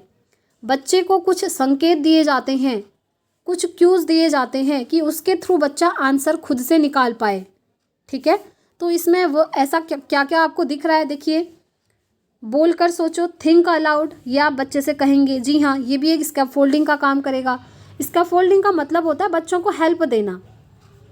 ठीक है, क्या होता है? हेल्प देना। और ये हेल्प आपकी टेम्परेरी हेल्प होती है, जब तक बच्चा उसका सॉल्यूशन ना निकाल ले तब तक वो हेल्प आप बच्चों को देंगे। ठीक है, आप बच्चों से कह सकते हैं थिंक अलाउड, ये बिल्कुल सही है। आप बच्चों को संकेत और इशारे दे सकते हैं। जी हाँ, ये भी आप एक तरीके से उसकी हेल्प कर रहे हैं, सही है। प्रश्न आप बच्चे से पूछेंगे। जी हाँ, आधा हल किया हुआ उदाहरण, हाफ सॉल्व्ड एग्जाम्पल, ये तो बहुत अच्छा स्कैफोल्डिंग का काम करता है। स्कैफोल्डिंग का मतलब मैंने आपको बताया, जैसे बच्चे को आपने कोई क्वेश्चन दिया, अब बच्चे ने आधा तो वो सॉल्व कर दिया, लेकिन आगे को उसको नहीं आ रहा है, तो आप क्या कर सकते हैं? आप उसको आधा हल किया हुआ दे सकते हैं कि वो पूरा हल कर ले, सही है। आप बच्चे को क्वेश्चन पूछेंगे, आप बच्चे को संकेत या इशारे देंगे ताकि उसको वो पूरा सॉल्व कर पाए, या आप बच्चे से कहेंगे कि थिंक अलाउड, आप बोल करके सोचो, आप खुद से आंसर निकाल सकते हो, इस तरीके से उसको मोटिवेट कर सकते हैं। तो ये सारे ऑप्शन सही हैं, ABCD। लेकिन जो फिफ्थ ऑप्शन है ना, रोट रिहर्सल, यानी कि रट कर दोहराव, ये नेगेटिव है, ये हेल्प का काम नहीं करेगा। हेल्प का मतलब ये नहीं होता है कि बच्चा रटेगा, हेल्प मतलब ये होता है कि बच्चे को कोई चीज़ नहीं समझ में आ रही तो आप उसकी हेल्प करेंगे उस आंसर को कंप्लीट करने में। ठीक है, तो रट कर दोहराव जो है यहाँ से बाहर हो जाएगा। तो हम कहेंगे ऑप्शन A, B, C और D, ये चार सही हैं, लेकिन E वाला आपका सही नहीं है। चलिए ऑप्शन देखिए, ये कह रहा है A और B, ये कह रहा है A, B, C, थर्ड सही हो जाएगा। थर्ड में कह रहा है ना A, B, C और D, तो बस यही ऑप्शन क्या होगा हमारा, एकदम राइट हो जाएगा। आई होप आपके सारे कॉन्सेप्ट भी फ्रेंड्स यहाँ से क्लियर हो रहे होंगे। चलिए आगे बढ़ते हैं। नेक्स्ट क्वेश्चन देखिए, in the course of development children achieve gross motor skills before fine motor skills, this indicates that development is. विकास के क्रम में बच्चे सूक्ष्म पेशीय कौशल से पहले सकल पेशीय कौशल विकसित करते हैं, यह दर्शाता है कि विकास, देखिए ग्रॉस मोटर स्किल से पहले फाइन मोटर स्किल्स, ठीक है, नहीं सॉरी, फाइन मोटर स्किल से पहले ग्रॉस मोटर स्किल्स जो है विकसित हो रहा है, तो इसका मतलब है कि विकास क्या है, इसका मतलब आपको बताना है। पहला है अराजक, यानी कि अनार्किक, दूसरा है सिफेलोकॉर्डल यानी कि शीर्षगामी, तीसरा है रेखीय यानी कि लीनियर, और चौथा है आपका समीप दूराभिमुख यानी कि प्रॉक्सिमो डिस्टल। अभी हमने पढ़ा था ना फ्रेंड्स डेवलपमेंट में, देखिए मैंने आपको जब ये प्रॉक्सिमोडिस्टल वाला क्वेश्चन आया था तो मैंने आपको सिफेलोकॉर्डल के बारे में भी बताया था, याद करिए, थोड़ी देर पहले क्वेश्चन आया था। बस क्वेश्चन में ये पूछा था, लेकिन मैंने आपको एक्स्ट्रा फैक्ट ये भी बताया था कि ये इंपॉर्टेंट है और अभी ये आपको देखने को मिल भी गया है। तो सिफेलोकॉर्डल मैंने आपको बताया था, जब बच्चे का विकास सिर से पैर की तरफ होता है, यानी कि जब डेवलपमेंट हेड टू टो जाता है तो उसे हम कहते हैं सिफेलोकॉर्डल। और जब प्रॉक्सिमोडिस्टल क्या होता है, जब जो डेवलपमेंट है सेंटर से बाहर की तरफ होता है, केंद्र से बाहर की तरफ होता है, तो वो क्या होता है आपका प्रॉक्सिमोडिस्टल। अब जो आंसर है ना, इन दोनों में से ही एक है, बताइए कौन सा हो सकता है, प्रॉक्सिमोडिस्टल होगा या फिर आपका सिफेलोकॉर्डल होगा। तो देखिए इसका राइट आंसर होगा प्रॉक्सिमोडिस्टल। कैसे होगा, ध्यान से सुनिए। ये कह रहा है कि सूक्ष्म पेशीय कौशल से पहले सकल पेशीय कौशल विकसित होते हैं। अब ये होते क्या हैं, देखिए ग्रॉस मोटर स्किल्स मतलब होता है बॉडी की जो बड़ी बड़ी मसल्स होती हैं सबसे पहले वो डेवलप होती हैं, और उसके बाद जो बॉडी की छोटी छोटी मसल होती है ना, फाइन मोटर स्किल्स, बाद में वो डेवलप होती हैं। जैसे अभी एक क्वेश्चन इसी से रिलेटेड पूछा था कि सबसे पहले बच्चे की जो सेंटर वाला पार्ट होता है बॉडी का, लाइक हार्ट है, स्पाइनल कॉर्ड है, पहले वो डेवलप होती है, उसके बाद छोटी छोटी मसल्स डेवलप होती है, लाइक जैसे हाथ है, पैर है, ये बाद में डेवलप होते हैं। बस उसी को थोड़ा सा घुमा करके पूछ दिया है। ग्रॉस मोटर स्किल मतलब होती है बॉडी की जो बड़ी बड़ी मसल्स होती हैं, जैसे लेग्स की मसल हो गई, आपके आर्म्स की मसल्स हो गई। और फाइन मोटर स्किल होती हैं जैसे बॉडी की छोटी छोटी मसल्स, लाइक आपके फिंगर की मसल्स हैं, ठीक है, ये क्या है आपकी फाइन मोटर स्किल है। तो यही है, सबसे पहले क्या होता है, ग्रॉस मोटर स्किल का डेवलपमेंट होता है बड़ी मसल्स का, और उसके बाद छोटी छोटी मसल्स का डेवलपमेंट हो रहा है। इसीलिए तो ये कह रहा है कि सूक्ष्म पेशीय कौशल से पहले सकल पेशीय कौशल विकसित होता है, यानी कि पहले ग्रॉस मोटर और उसके बाद फाइन मोटर। तो यही है आपका प्रॉक्सिमोडिस्टल, ठीक है। तो इसीलिए राइट आंसर क्या हो जाएगा, ऑप्शन 4 हो जाएगा। चलिए नेक्स्ट क्वेश्चन देखते हैं फ्रेंड्स। तो इसका राइट आंसर मैंने आपको बता दिया, ठीक है, क्या हो जाएगा, प्रॉक्सिमोडिस्टल हो जाएगा। तो नेक्स्ट क्वेश्चन देखिए, as per Jean Piaget's theory, यानी कि जीन पियाजे के संज्ञानात्मक विकास के सिद्धांत के अनुसार निम्नलिखित में से कौन सी क्षमता मूर्त संक्रियात्मक सोच को पूर्व संक्रियात्मक सोच से अलग करती है। देखिए क्वेश्चन क्या है ना, एक बार ध्यान से डिटेल में समझना होगा कि जो जीन पियाजे की आपने थ्योरी पढ़ी है कॉग्निटिव डेवलपमेंट की, उसमें जो आपका कॉन्क्रीट ऑपरेशनल स्टेज आता है और जो प्री ऑपरेशनल स्टेज आता है, इन दोनों की थिंकिंग में क्या डिफरेंस है, मेनली ये पूछा हुआ है, ठीक है। अब देखिए जीन पियाजे ने कॉग्निटिव डेवलपमेंट की 4 स्टेजेस दी थी, सबसे पहले आपको वो याद होनी चाहिए, ठीक, क्योंकि देखिए जीन पियाजे से रिलेटेड 2 क्वेश्चन आपको दिख रहे हैं। तो वो 4 स्टेजेस आपकी कौन कौन सी हैं, मैंने आपको ट्रिक भी बताई थी, SPC और F। अब ये SPCF क्या है, नोट्स में तो मैंने क्लियरली मेंशन किया, आपने देखा भी होगा सारी ट्रिक्स, पियाजे से रिलेटेड भी, वाइगॉट्स्की सभी से रिलेटेड। तो इन्होंने जो 4 स्टेजेस बताई हैं, S मतलब सेंसरी मोटर स्टेज, प्री मतलब प्री ऑपरेशनल स्टेज, C होता है कॉन्क्रीट ऑपरेशनल, एंड F होता है फॉर्मल ऑपरेशनल स्टेज, ठीक है। अब इसी में से आपसे पूछा है कि कौन सी थिंकिंग कॉन्क्रीट ऑपरेशनल को, यानी कि इस वाले को, और प्री ऑपरेशनल को, इस वाले को, दोनों को अलग करती हैं। ये कैरेक्टरिस्टिक आपसे पूछी हुई है, तो इसके लिए आपको कैरेक्टरिस्टिक पता होनी चाहिए फ्रेंड्स। पहला ऑप्शन है इंद्रियों का समन्वय, यानी कि कोऑर्डिनेशन ऑफ सेंस। दूसरा है विकेंद्रण, यानी कि डिसेंटरिंग। तीसरा है परिकल्पना तार्किकता, यानी कि हाइपोथेटिकल रीजनिंग। और चौथा है ऑब्जेक्ट परमानेंस, यानी कि वस्तु स्थायित्व। तो देखिए इसका राइट आंसर क्या होगा, आप लोग भी आंसर करके बता सकते हैं कि राइट आंसर क्या होगा। तो इनको जो अलग करती है ना, इनमें जो डिफरेंस है कॉन्क्रीट और प्री ऑपरेशनल के बीच, वो है डिसेंटरिंग का गुण, यानी कि विकेंद्रण का गुण। क्योंकि देखिए SPCF मैंने आपको बताया, ठीक है, क्योंकि ये जो प्री ऑपरेशनल स्टेज होती है ना, इस स्टेज में बच्चे के अंदर डिसेंटरिंग का गुण नहीं होता, लेकिन जैसे ही बच्चा कॉन्क्रीट ऑपरेशनल में पहुंचता है ना, तो यहाँ पर डिसेंट्रेशन का गुण इनमें आ जाता है, ठीक है, विकेंद्रण का गुण। ये चीज़ ध्यान रखना है, यहाँ पर कमी होती है लेकिन यहाँ पर ये गुण उनमें डेवलप हो जाता है। तो बस यही इन दोनों को क्या करती है, अलग करती है, ठीक है। बाकी जो ये दोनों चीज़ें आप देख रहे हैं, ये आपका फर्स्ट वाली स्टेज में आ जाता है, जो सेंसरी मोटर की हम बात कर रहे हैं, 0 से 2 वर्ष की अवस्था, वस्तु स्थायित्व और इंद्रियों का समन्वय, ठीक है, वो इसमें आ गया। और ये जो थर्ड ऑप्शन आप देख रहे हैं, परिकल्पित तार्किकता, हाइपोथेटिकल रीजनिंग, ये आपका आता है लास्ट वाली स्टेज में। लास्ट वाली कौन सी? ये वाली फॉर्मल ऑपरेशनल स्टेज। इस स्टेज में बच्चे के अंदर हाइपोथेटिकल रीजनिंग आ जाती है, परिकल्पित तार्किकता आ जाती है। ठीक है, तो ये लास्ट वाली स्टेज में होता है। तो इसका राइट आंसर आपको पता चल गया, ऑप्शन 2 विकेंद्रण का गुण यानी कि डिसेंटरिंग का गुण। ठीक है, तो second option will be the right answer. चलिए नेक्स्ट क्वेश्चन की तरफ चलते हैं फ्रेंड्स। नेक्स्ट क्वेश्चन है, रस्सी कूदते समय पैर में रस्सी फंसने के कारण आउट होने के बाद अरु कहती है कि उसे रस्सी ने जानबूझकर आउट किया है। देखिए अब वो रस्सी को कह रही है कि रस्सी ने उसको जानबूझकर आउट किया है। ठीक, जीन पियाजे के संज्ञानात्मक विकास सिद्धांत की किस अवस्था में बच्चे इस तरीके के तर्क देते हैं? तर्क आप देख रहे हैं, वो तर्क जो है सही तर्क नहीं दे रही है।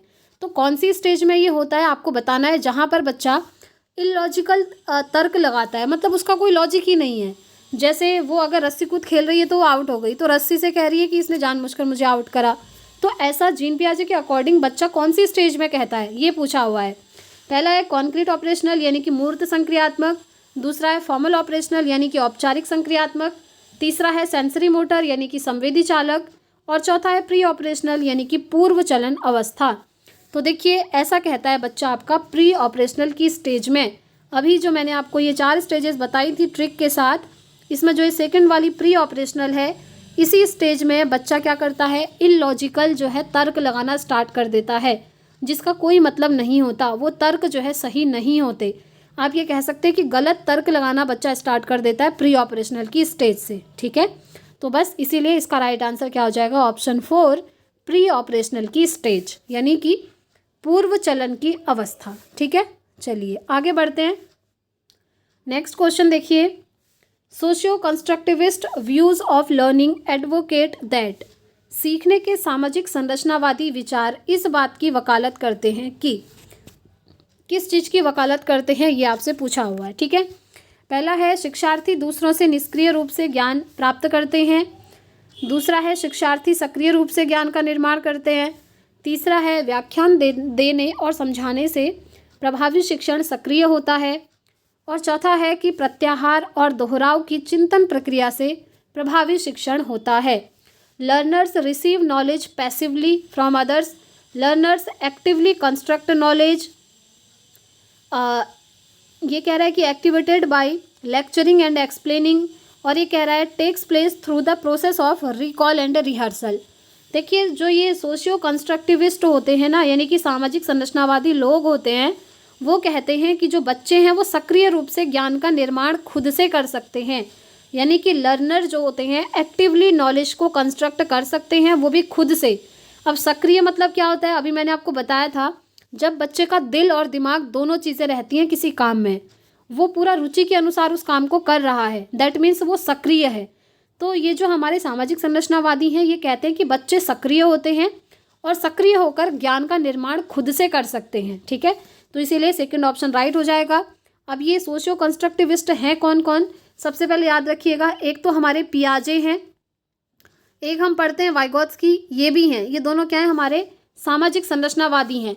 अब अगर क्वेश्चन यहाँ पर आ गया कि जीन पियाजे या फिर वाइगोत्स्की के अनुसार वो किस चीज़ की वकालत करते हैं, तब भी आप इसी ऑप्शन को टिक करेंगे कि शिक्षार्थी जो हैं सक्रिय रूप से ज्ञान का निर्माण करते हैं, क्योंकि सामाजिक संरचनावादी में एक पियाजे आते हैं, एक वाइगोत्स्की आते हैं, याद रखिएगा। ठीक है, तो सेकंड ऑप्शन क्या होगा, इसका बिल्कुल राइट हो जाएगा। तो फ्रेंड्स आज हमने प्रीवियस ईयर का ये सेट कंप्लीट कर लिया है। आपने कितना स्कोर किया कमेंट करके ज़रूर बताइएगा, इससे ये पता चलता है ना, क्योंकि मैं भी एनालिसिस करती हूँ आप लोगों के कमेंट्स का, कि आप लोगों के मार्क्स इंक्रीज़ हो रहे हैं या फिर नहीं हो रहे हैं।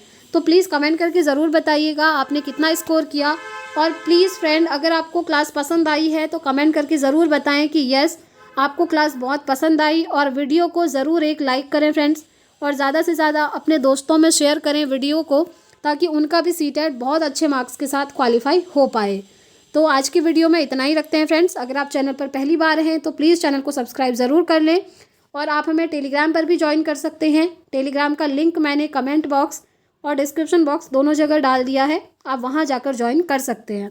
तो आज की वीडियो में इतना ही रखते हैं फ्रेंड्स, और अगर आपको नोट्स लेना हो तो स्क्रीन पर जो नंबर दिख रहा है इस पर व्हाट्सअप मैसेज करके आप नोट्स को परचेज कर सकते हैं। तो इस वीडियो में इतना ही रखते हैं, मिलते हैं फ्रेंड्स नेक्स्ट वीडियो में इसी टाइम पर सीटेट की नेक्स्ट क्लास के साथ। और जो अदर सब्जेक्ट की क्लासेस हैं उन्हें भी आप ज़रूर देखिएगा। सभी की लिंक आपको डिस्क्रिप्शन बॉक्स में दी हुई है। तो मिलते हैं फ्रेंड्स नेक्स्ट वीडियो में। Thanks for watching.